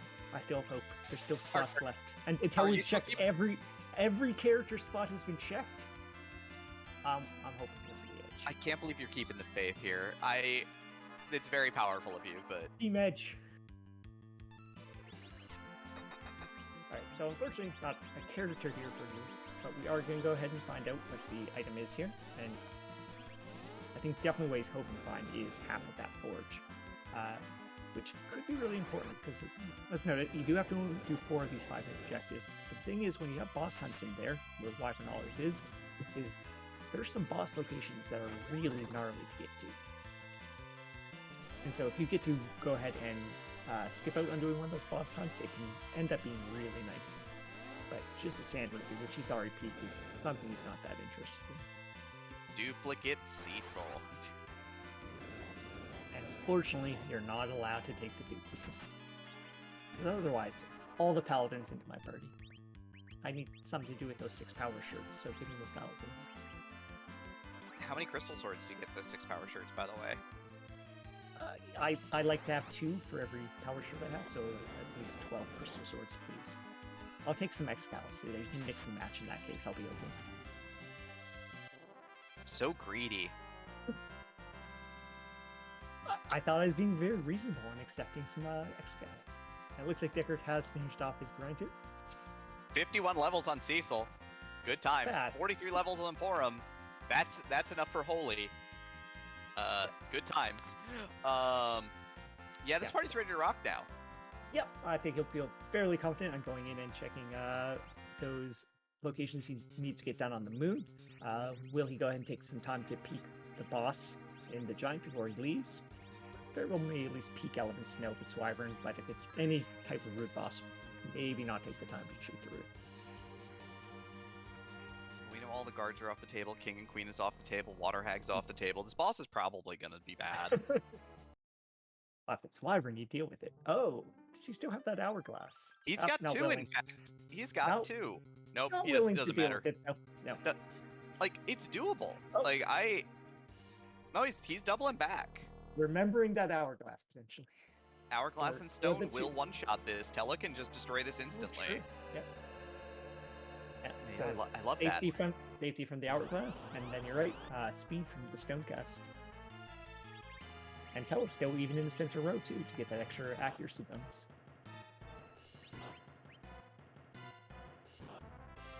And while a very, very fast location, punching that. I mean, the only character that could die to melee attacks realistically here is Edward in the front. We don't care about him or Tella, who we do care about.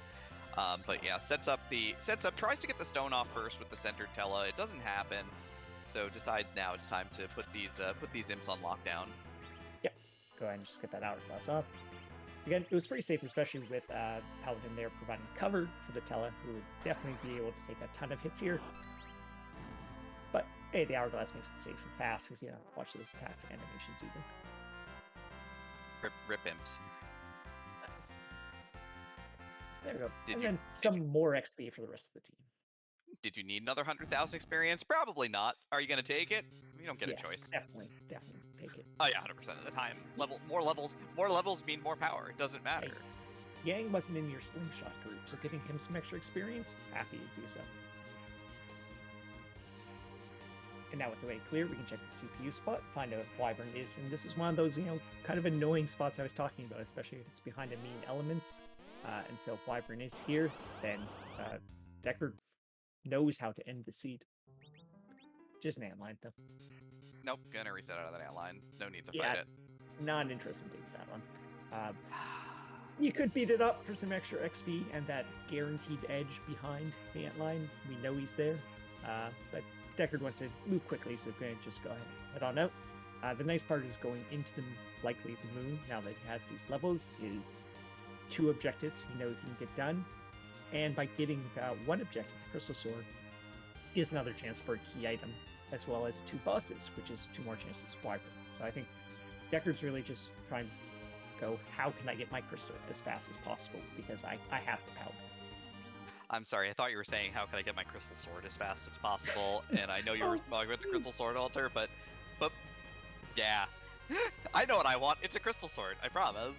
I'm sure Deckard would also be very happy to get the crystal sword, so if that does happen, sure, no problems. One crystal sword, please. One. Yeah, no need to be greedy. We don't need the 12. 1 is okay. Luke happy with this party as is. I'm going to go ahead and head straight into his grind.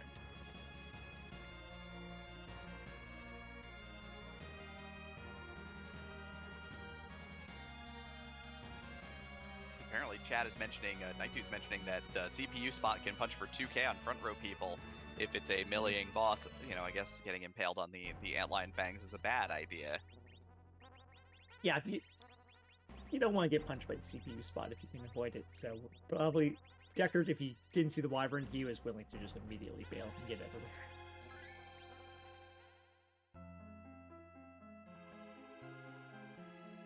But yeah, Volvolus and Kainanso are off the table. A lot of the really top-end bad bosses are also off the table. So we're probably just going to run into interesting bosses and Golbez. I was going to say, well, not the most scary. Golbez is always annoying to fight wherever you find him, and he's still on the table, so might have to do that encounter. But yeah, a lot of the really scary ones are kind of already dealt with. And instead, we just get, some dolls. Ah! Deckard doesn't have Rydia anymore, but I don't think that matters terribly much at this point. Well, yeah, and if he wants to, he has the hourglasses you were mentioning. Thank goodness for 2 of them. Yeah, and this is the last thing they could realistically hourglass because he's already done his grind, so what does he care? Yep. So yeah, it's just going to lock out the back dolls so that we can never get the transformation and then make Cecil real angry and then probably put his controller down, grab a drink, get a stretch. Yeah, exactly. Make sure he's killing off the front row, potentially with Young here. But yeah, with the stop on the back dolls, you'll never have to see the big doll get through the fight as fast as possible. Well, it does look like double berserk here, so hopefully the front dolls go down first. Although generally pretty easy, they have far less HP. Yeah, they will get one shot, while the back dolls can take a couple of hits here. And it looks like he's found his fight. He's happy here.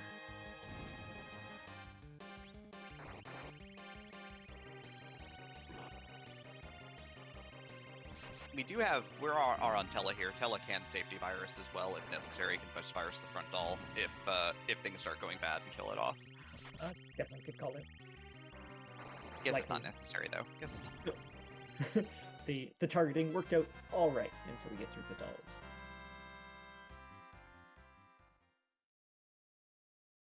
And objective done. Although unfortunately no key item here, because as you know, no key summon on. Just an apple for our troubles, but still, we have to do it for objective number 2, so no problems. And Deckard happy enough to give that to Borum.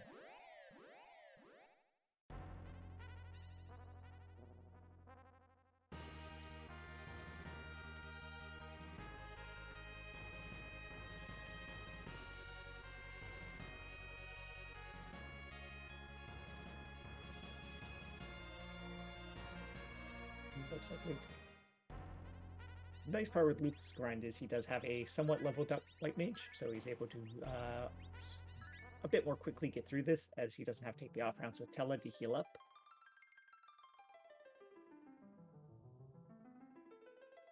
So I'm not sure, I didn't see his levels before going into this, so I'm not sure if he actually has anyone set up to get slingshots on these.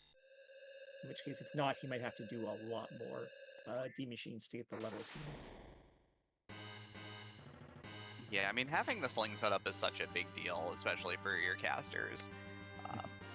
You know, because if it's your casters that are getting slingshotted, fighters never need as much experience, honestly. Like, taking a level 45 Yang into Zeromus or level 43 Yang into Zeromus is just fine. Taking a level 43 Rydia into Zeromus, you better know what you're getting yourself into and understand kind of the limitations there. Yeah.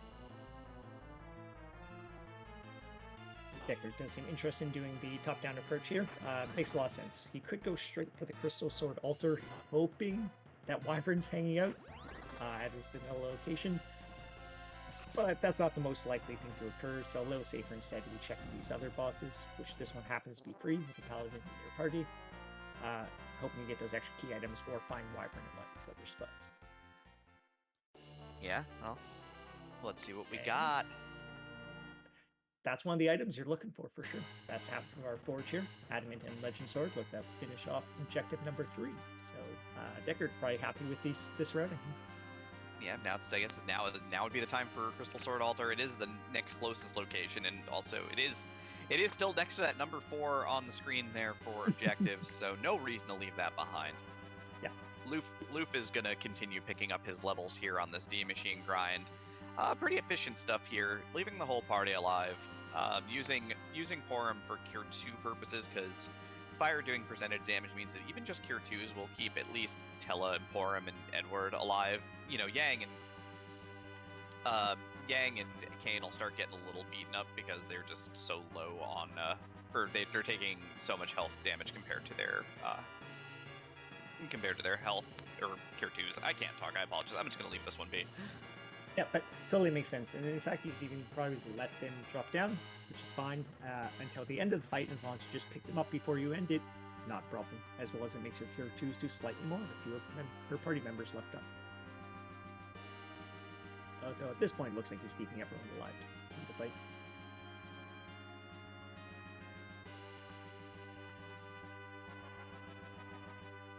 Yeah, and Deckard is interested in hanging the Crystal Sword Altar first, as you were saying. Makes a lot of sense. There is a chance this one check will give him what he needs in the game. In fact, there are 2 different ways. Either Wyvern is hanging out here, or this spot is open for Legend Sword.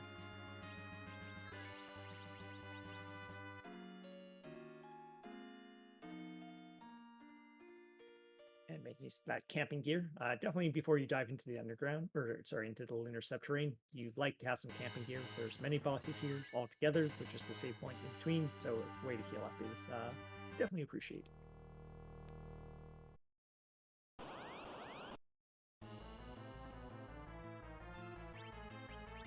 And sitting on the Crystal Sword Altar is Asura. What's she Not doing a Wyvern. here? But hey, the dream's still alive. This still could be the Legends. Edge could still be at the package. The dream, it's still alive. I mean, we didn't go through that ant line. Still possible in the Giant as well.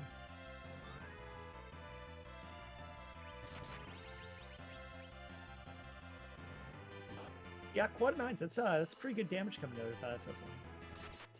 Yeah, I guess short worth this location. Yeah, Runex, it's okay. Ouch. No, that was the previous boss location. Yeah, fair. Asura's no good, very bad day is over as she gets dispatched handily. Key to the tower is our reward. I don't know if that's really what you want to see, but it's a key item. Yeah, probably not the most interesting thing for Deckard. I imagine he's going to just continue to check his room locations while he's up here, as opposed to head back and follow up on that tower key.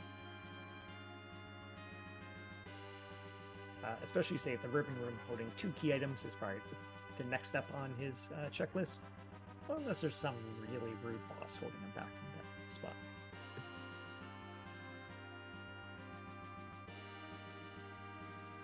And Deckard does also hit 10 key items with that, so going to the ribbon room will be another decent influx of XP, although his levels are already looking very healthy. I don't think he's afraid of anything at this point. I think he's just gonna mow it all down.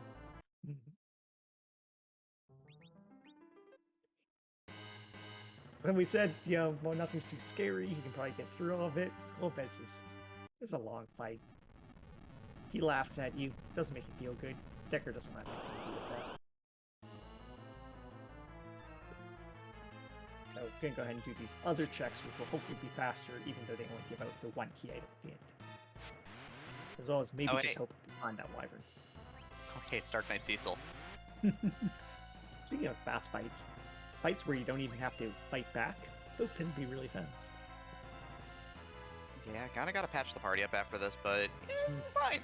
This is fine. Yeah, It's all right. yeah, he has some tense. He has a very powerful white mage. So Luke also finishing up his grind, and also interested in checking in the Dark Imps. We'll see if he chooses to take this fight as well.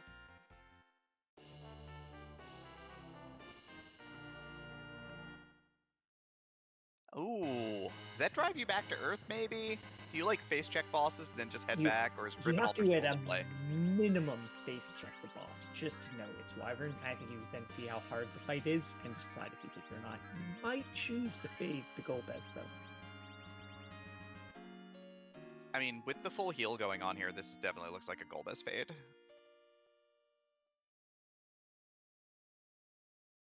See, that was a good point. That was potentially a good time to take on Golbez because he had control over who would survive the demolishes there. So might just be Deckard is planning to never do it.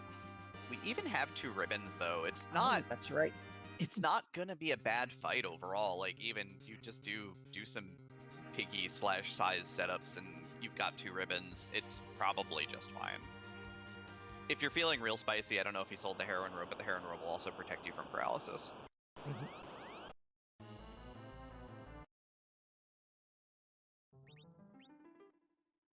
Golbez is one of those neat fights where knowing the setups is really, really useful, but when you're, like, sitting here on the moon at an hour 30 going, I'm still looking for one thing, oh god, oh god, oh god, you know, trying to clutch out the setup is not always a thing you can do, and he's just gone. He's going to take that pan to the Sylph Cave 100%. Now, is it 100%? Because Deckard now has a knowledge of a lot of the bosses in the seed. Do you think he might want to check the super cannon room to see if that's his weapon? I mean, the Legend Sword is go. You don't even need to go in there. And so the unfortunate part is also with K-Summons off, the pan turn in is only 1 check. It's normally really appealing when K-Summons on because you get the 2 checks for doing so. Yeah, that's true. So, man, this I'm is where there's arguments for both. I can see Deckard doing either, or he's Dwarf Castle. heading to Dwarf Castle. This one, I guess I am a little more surprised by that. I think there was a strong arguments for Pan as it's free. You can just do it with walking, and then Tower for the boss here. He might just be peeking this boss since he knows the second one. Yeah, he's doing the double boss check just in case.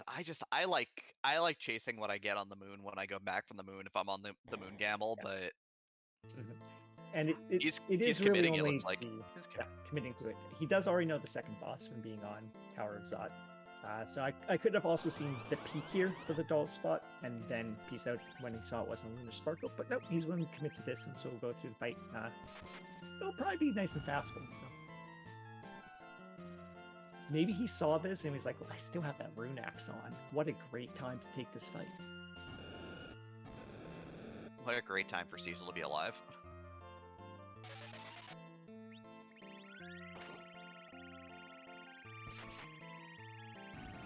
But yeah, Luf is finished grinding, headed to the moon, gonna unsurprisingly do the Bahamut spot first. This makes a ton of sense, of course, because it is required. We know that it's not a bad boss, it's just dancing dolls.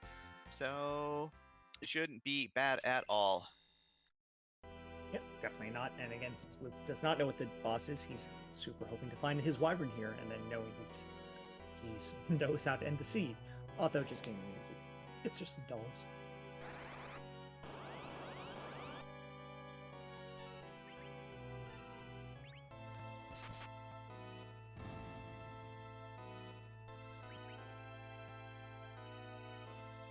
Yeah, we can go ahead and work his way through the officer-soldier fight. Unfortunately, find out it's just that Sam will be here. So we'll have to see how it continues to route through the underground. Is it next up the tower, or go ahead and follow that pan check?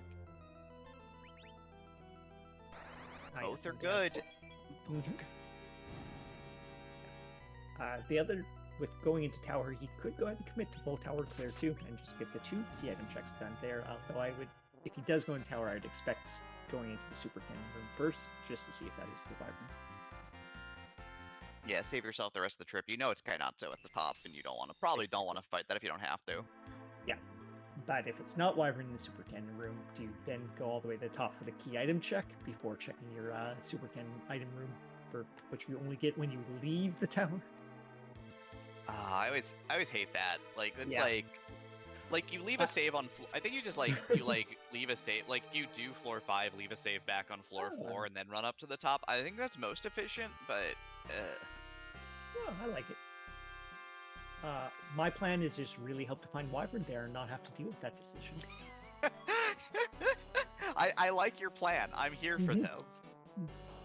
Alright, Decker does get the news here, just a Sand Ruby, so we'll have to see what he's been thinking and how he plans to route through this.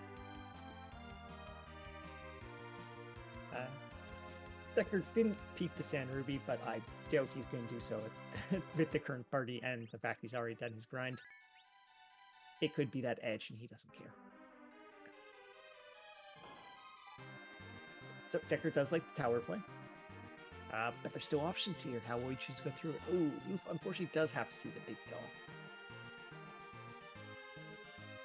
Yeah, trying to do this without a stop is a little rough sometimes. And now, as you can see, the power of the Dancing Calcabrina is in full effect here, as the big doll is going to glance and confuse your party members and also lay waste to the party. That's definitely unfortunate for Luf there. But yeah, the big doll's scary. Yeah, Calbrina does not get the stats of the spot, interesting, when it's still just dolls. So, just dolls is... Oh. That's a Lunar Sparkle, and we have not seen them all yet, so... Nope, not guaranteed, that's not it. Just some few Lunars.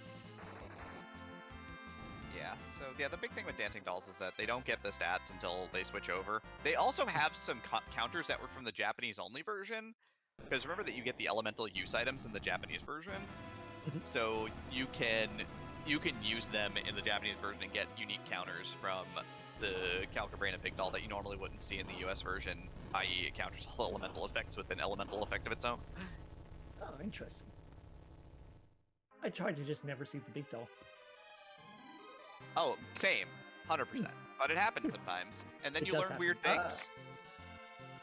Deckard is willing to just go ahead and head straight out of tower for just the one item check here.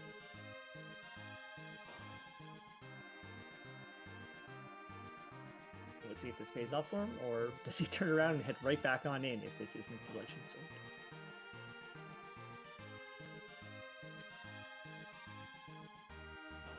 Maybe the intent was half tower then pan and just completely SU the Kainatsu at the top.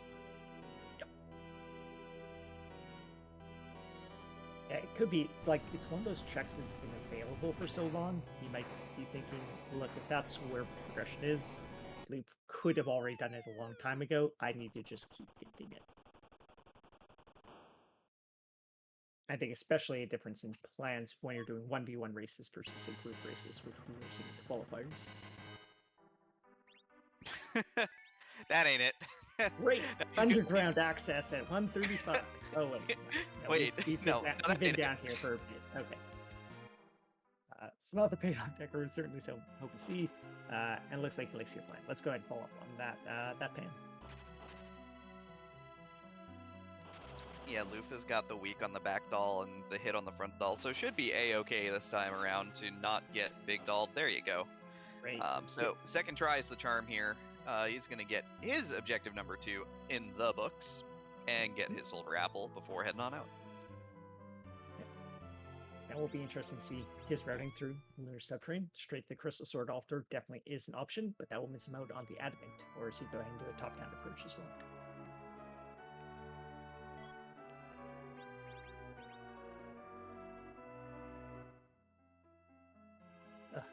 The inventory boss screen just for Dragon Whip.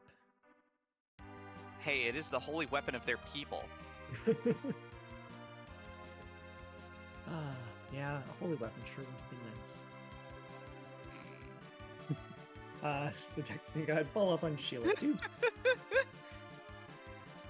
Look, the Sylphs have a sense of humor. That's how this works.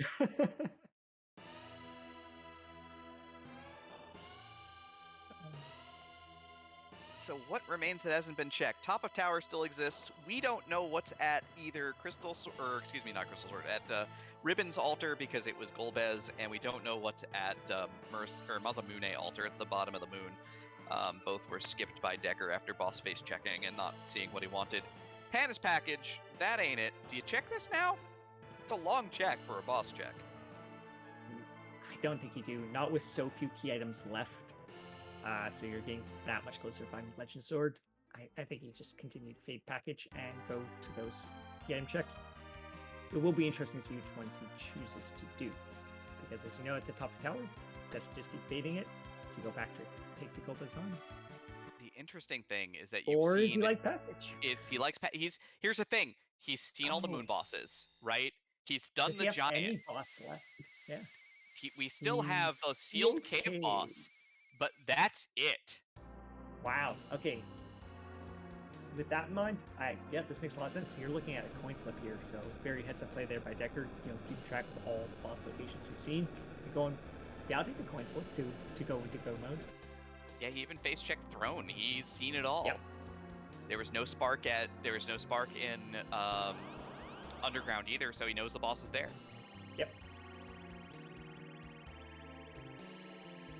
Also, he could get another Black Mage first one. Yeah, use them as an agility anchor. Oh. Aww. Here's our chance to get rid of Edward. This seat is terrible. It's been rude in places. That's definitely for sure. Moonblaze noting, yeah, perfect information at this point. If he does not find Wyvern, he knows where it is. So it does mean also if he uncovers, say, the seal or the Luka key, he will immediately want to chase it.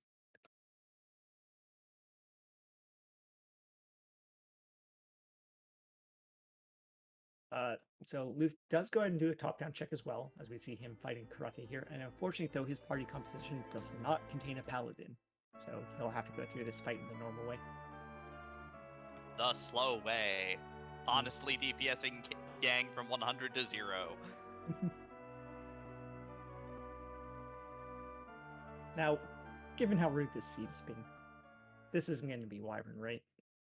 And Lucas Key's going to be... Oh, absolutely not. But we'll see in It's going to be top of tower, which both our runners will just continue to fade until the very end. And then it'll be Wyvern at the Luka Key spot guarding the sword. Oh, it's elements! It's all right. The play that doesn't pay.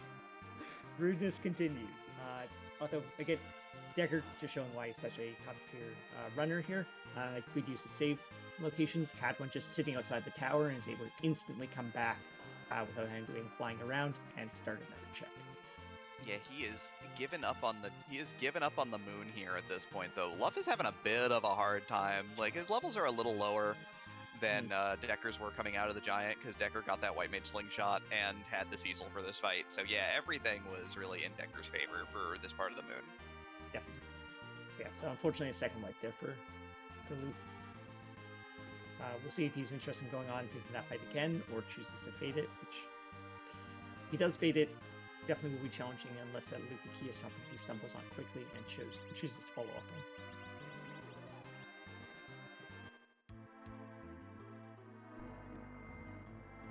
Switching over to Ice Claw for this fight, so assuming that he's going to keep the Thunder down with the Thor Rages, and then Yang Berserk going to do the quad damage, and it's going to be really nice.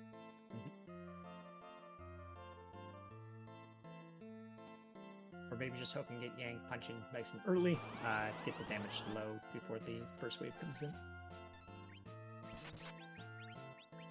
LUF on the fade, by the way, going to head down to the Crystal Sword Altar, most likely at this point, because I don't think you can fade the Crystal Sword Altar ever. It is still next to the number 4 on my screen. Yeah, it's not changed, so yeah, fading that doesn't seem terribly likely.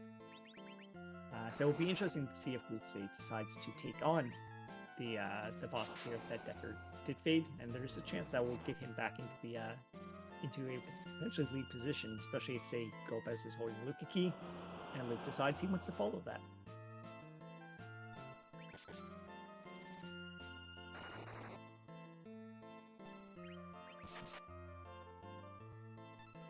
Things do get interesting here. Yang hitting for plenty. 6k plus here. Quick work of Kanaiza. Shells that turtle real quick, and what do we have at the top of the tower? Oh. It's go mode. Sort of. we know it's go mode. He knows it's go mode. Yeah, Deckard very likely knows this is go mode. Given the fact he did that package check, it seems like he tracked his boss location, so I imagine immediately dipped into the sealed cave.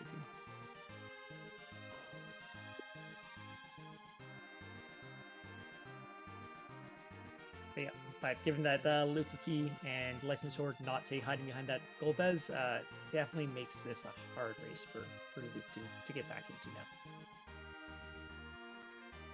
So Deckard pretty strong lead at this point, especially given the fate of the adamant.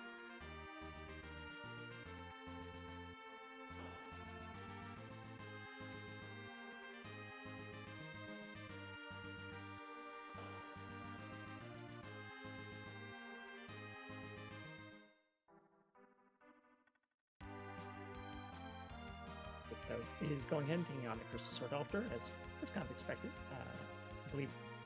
Does he also have that rune axe to make quick work of this? He does, but he's doing Starveil strats first, so he's double Starveiling to get a wall on Asura before going to town. Good.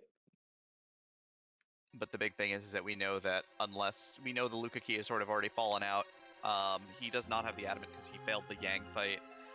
So he has no route to go mode at this point in time that we know about. So Luke's in what we lovingly call a whole lot of trouble. Yeah, that's definitely fair at this point. Many things would have to go wrong for Deckard, I'd say, at this point.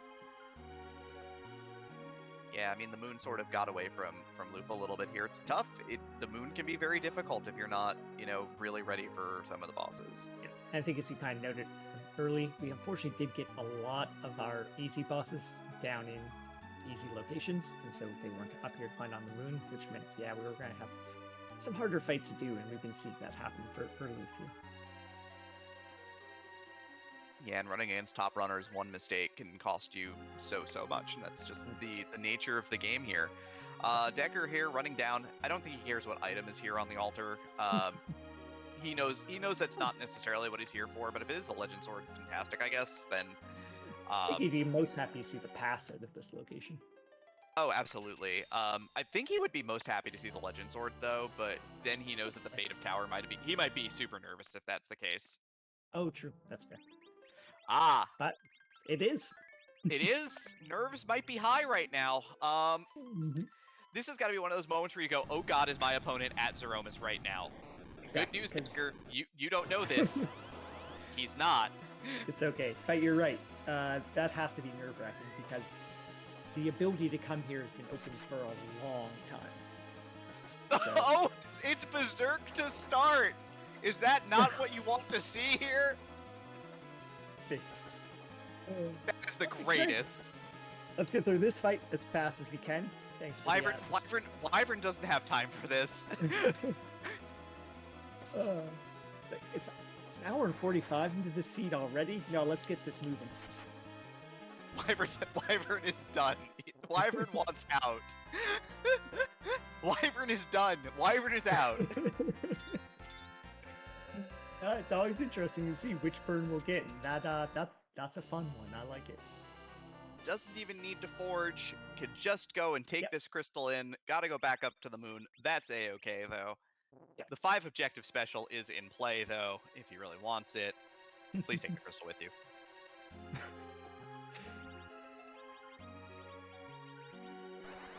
And I'm going to go ahead and take use of the warp spell to get out here a little faster, not having to do all the walking again.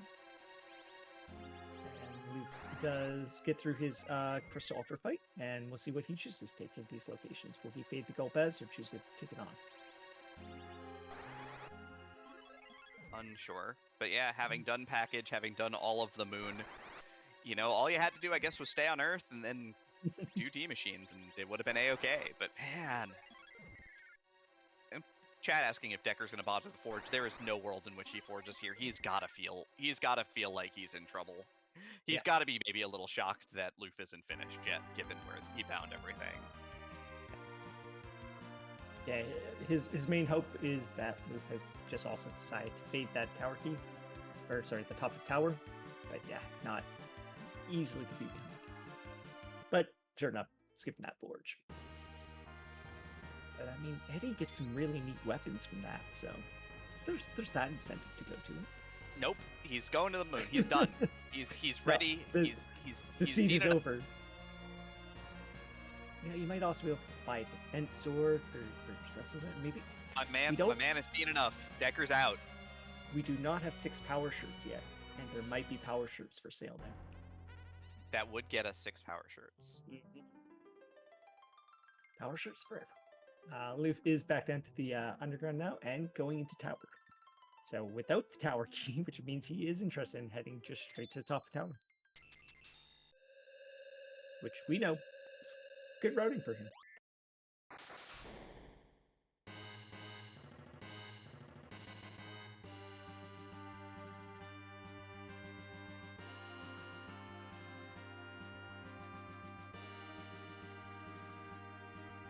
I did miss it. Luke, go ahead and peek those bosses and see he wants nothing to do with any of them and that they're not Wyvern. Or just go, no, it's not the tower. Oh, he did get the tower key. That's my mistake. Okay, he did get the tower key, and then I guess that drove him off. Yeah, which, like, exactly the question you were asking is this enough to leave the moon for Luke? The answer was, yes, it is. I mean, you gotta be feeling like you've had a lot of bumps in this road at this point in time, so you gotta kind of maybe call it there. Yeah, definitely call it. Yeah, you're right. I think kind of after you're taking especially 2 wipes, you're feeling like, I need to take a risk, so let's go ahead and bail on the moon right now and follow up what's on in this tower key and get the 2 checks here. Of course, there is a chance you will just fade the top of tower going, no, I'm just following this key.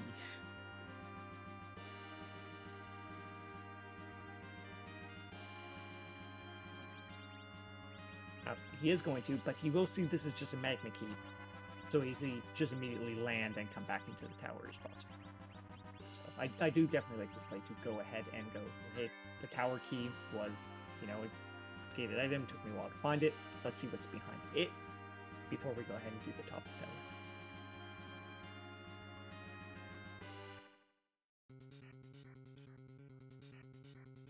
Yeah, we shall see, certainly.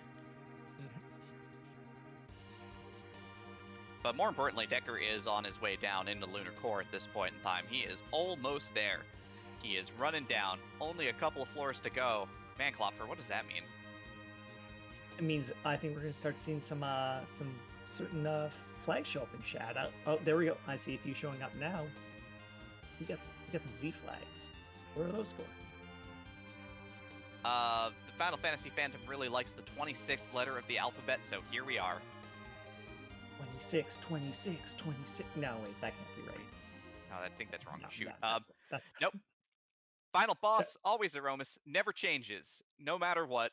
He's always here waiting for us, all fiery and angry. There's like a billion sprites at this point in time. We've run out. I don't know. I don't have the number anymore. It's real important. We gotta figure out, is Butt cute? How is Butt? Yeah. Why is Butt? Is it cool Butt?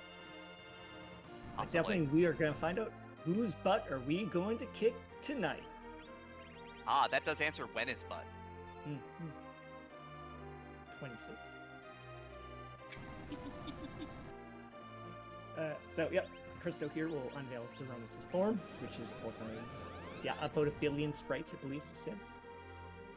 I lost count a while ago.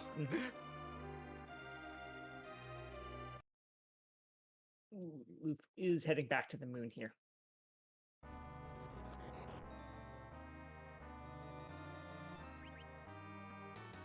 I've not seen this one. Ah, this is delicious. I think we have an icon for that as well. Everyone throw out your popcorn icons here. Ah, perfect. I love it. These sprites are also excellent. It's probably good picture here for Decker, which is this is a strong party. Let's just sit back and relax, eat some popcorn, watch the Berserkers do. Yeah, probably gonna do this the very straightforward manner, which is just quickly try to patch up Porm here for safety, get the 2 guys rolling, so Yang and Cecil will carry the day here, basically. Yeah. Exactly. Do you need to get Porm patched up as she will be your healing, especially if you say eat some full strength big bangs. but the damage from these 2 high-level Berserk fighters should make pretty quick at this spot. Apparently, Scala is stating that this is a new one from the latest update. Very nice. So LUF is still poking around here right now. Didn't do top of tower. Is checking the boss here in Baron. He's going to get disappointed and reset out in a moment. Yeah. Will be interesting to see choose to go back to the moon, especially since he's decided to fade top of tower once already. Likely continue to double down on that check or on that bet.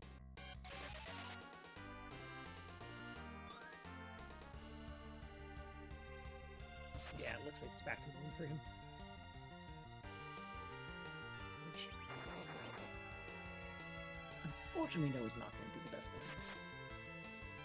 Yeah, this is also rough just when you're sort of tied up in between not being able to get stuff done on the moon and you want to go back from the moon to do required things or not required things. Do you leave saves? Do you reset back? You know, how do you set that up? It's a pain in the tail a lot of the time. Definitely.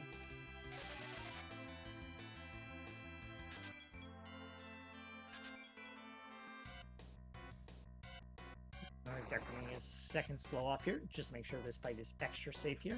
2 slows will get Zemus moving as slow as possible for your party setup. So real easy to get those pure 4s out after, say, big things. And just that many more swings between them.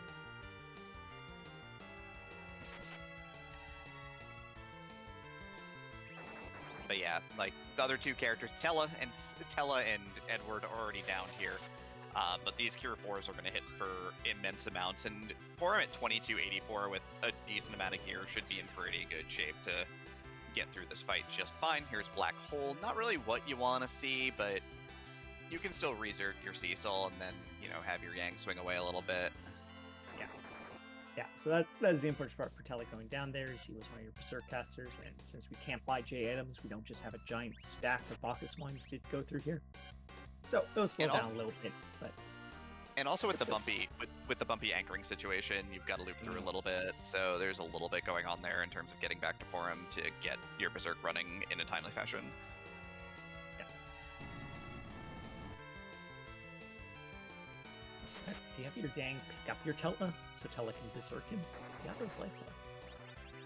I don't know about that. Like, I mean, because he can just straight punch and like do 5,000 damage that way. Yeah, power is still a good command on this fight, even if it's a little slow. Especially while you're just waiting for that Berserk cast.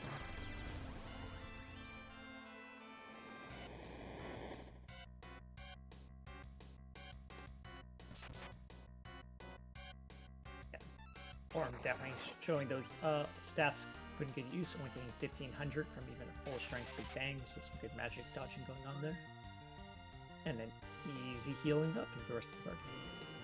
Yeah, LUF sees Dark Knight Cecil and just bails out of the altar at White Spear, and is then going to see this Golbez in a moment. We'll see if he decides to take on this Golbez spot or not. Yeah, it is definitely, he might be face checking, looking for that Wyvern, and so once he finds it's not up here, it'll be interesting to see which of the 3 fights he takes. Golbez is annoying, but is guarding 2 key item checks, so it might be worth doing that one. Even though we in the booth know it's not the business end of the business for him, it's still a thing worth doing, potentially. Definitely.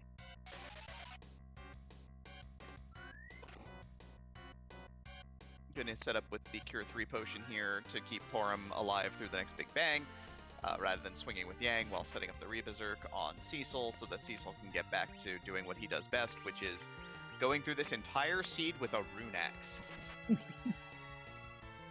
Hey, Rune Axe is good. He's been showing some real good work being done with that, so.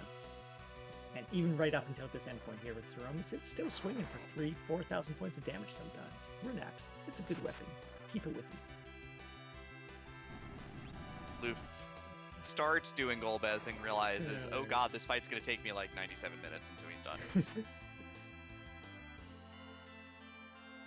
He's gonna do the setup. Gonna pig his fighters. Okay, he's doing the setup for this. Definitely make sure he's fast. So we were kind of talking about, yeah, you get the Perals. Oh, I see some rocks. Yeah, we've got the victory fireworks here, and the team with ribbons and all of this gear is just like, nope, not even close. Yeah, no need to heal up after that. We can just throw some more rocks, we don't care. There's the flash. So, Decker does finish here with an official time of... Look at the official time in a second, but... Did Decker see, like... Did Decker literally see 100% of this seed even if he didn't fight everything? I do believe so. I mean, we talked about seeing all bosses. Oh, I heard a ding. I'll assume that is Decker joining us. Yes, it is. GG's, Decker. Did you see the entirety of this seed? I'm quite sure I saw 34 out of 34 boss spots. I did not see what was behind Golbez or CPU. It must have been the pass and nothing else. Yeah, seems that way. As your item tracker here is completely filled out, other than that pass. But yeah, definitely. We were talking about once you went over to package there. Were you kind of aware? Were you thinking that's the 50-50 check? You can track those bosses up to this point?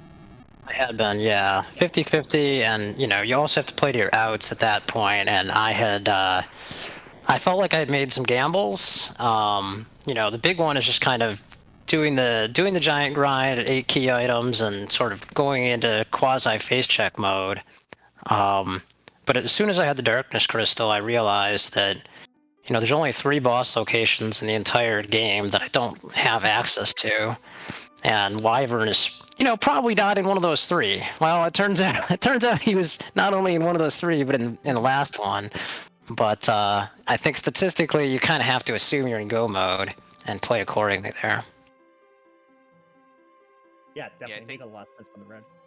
Go ahead. Yeah, having seen every other boss in the game, basically, like other than the 2 spots, you might as well take the shot, right? Yeah, I mean, and I knew I had left the save outside the tower to go back up and fight the Kanazo if I missed on the package. Yeah, definitely very good routing on that. We're kind of noting the good use of your save point there. I definitely was kind of interested, even when you did go ahead and follow up on that into the giant grind with 8 key items. Had you planned basically to keep those characters you went and picked up for that reason, like sending your Cecil away early? I sent him away early because I didn't really have any weapons for him, but also within mind the option of slingshotting him in the future. I was trying to set up Iridia slingshot, but I really wanted her to help out. Mom Bomb is pretty rude on the hook route, and trying to keep a character down through that, especially one who could be casting Bahamut or Leviathan, didn't seem like it was quite worth it.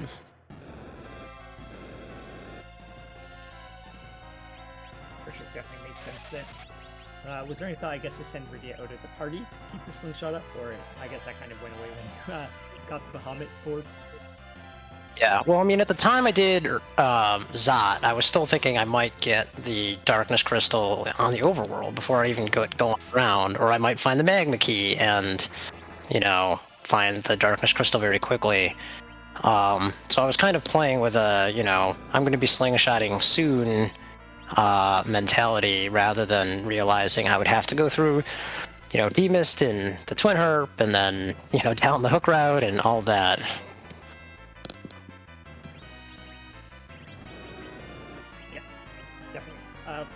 Were there any bosses who were thinking, other than, of course, Wyvern, we knew you'd take on the Intercept Ring. Was there any bosses you were thinking you would take if, say, you found them in the Ribbon Room? Like Golbez was certainly one you didn't want. But was there any where you were like, yeah, I'll take this 52 checks? I would have taken probably anything I could kill fast. Like Magus Sisters with the Rune Axe I would have taken. There's probably a few others, but basically if I could kill it fast. Since I had gotten the one piece of the forge, I did kind of want to check the Ribbon Room for the other half, but it wasn't worth sitting through Golbez. Definitely makes a lot of sense.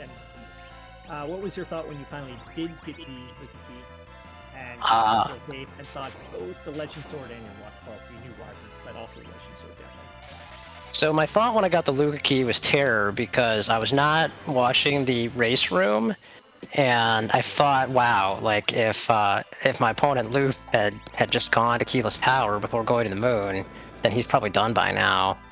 On the other hand, I mean, Kanazo is a pretty big deterrent, so I thought probably he didn't do that, but I was pretty terrified.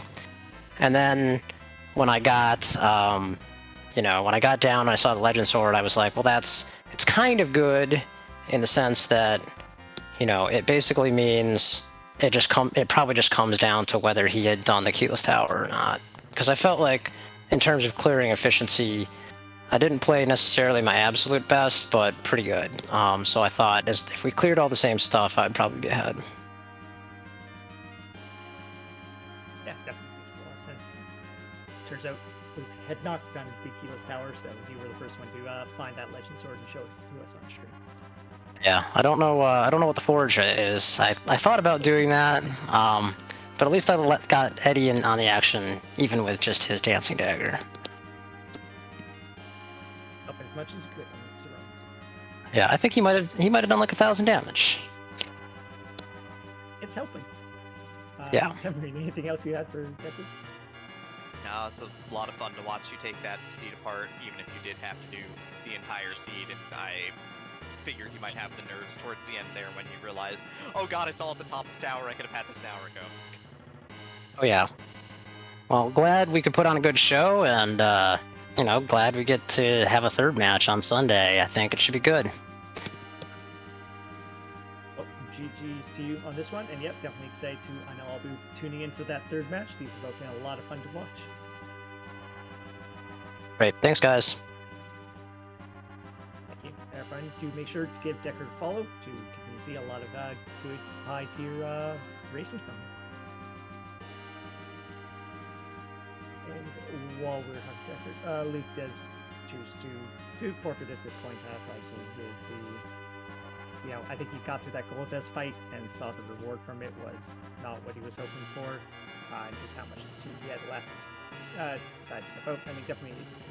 Also, good idea sometimes just to be like, well, hey, I still have one more race ahead of me. Let's go ahead and just step out of this one and just kind of focus on our next race. Let's not worry about this one. Yeah, time to regroup because Game 3 is going to have to happen this weekend. So got to get yourself in the right headspace and take it on because you can't let this loss drag you down. Otherwise, you're going to toss away Game 3 too, and that's not what we want to see. LUF definitely doesn't want to see that. We definitely want to see these two give us another show here for sure. Yep, definitely. And there was, through the good portion of this race, these races are still neck and neck. I mean, we had the dueling twin harps, the twin harps. Really, these racers can show us that they can keep this really close all the way through. So I'm hoping for a really good and tight third game as well, as we've seen definitely in Game 1 and for a good portion of this Game 2 as well. Yeah, LUF is definitely capable of it. Decker is definitely capable of taking apart a seed as well, so it should be a lot of fun. Of course, LUF is in Europe and has declined the interview so that he can go to sleep. I don't blame the man. He needs his rest. I think we all need our rest. I think we're wrapping this party up then, aren't we? This is a lot of fun as always, Klopfer. Definitely a lot of fun. And just as we're wrapping up here, I want to give our big shout out again to the entire Restream team, as well as just the entire community who puts on these. But big thanks to Infinius, big thanks to Elias for helping with the Restream, and big thanks to you for Demarine for joining me in this. It was a lot of fun. Yeah, no, absolutely. Follow the runners. Follow Klopfer. He's cool. I'm sure that you've been practicing for next week because Klopfer is going to be running next week in the second half of the round of 64. But this weekend is going to be a lot of Game 3s and a lot of hype. So it'll be starting early tomorrow. I know I'm going to be on the mic at 10:30 tomorrow. So, if you want to hang out a little bit more, come on out. We'll be doing it Saturday matinee. But for now, we're going to go ahead and we're going to hop over and we're going to raid one of our wonderful community members. We're going to raid Denari.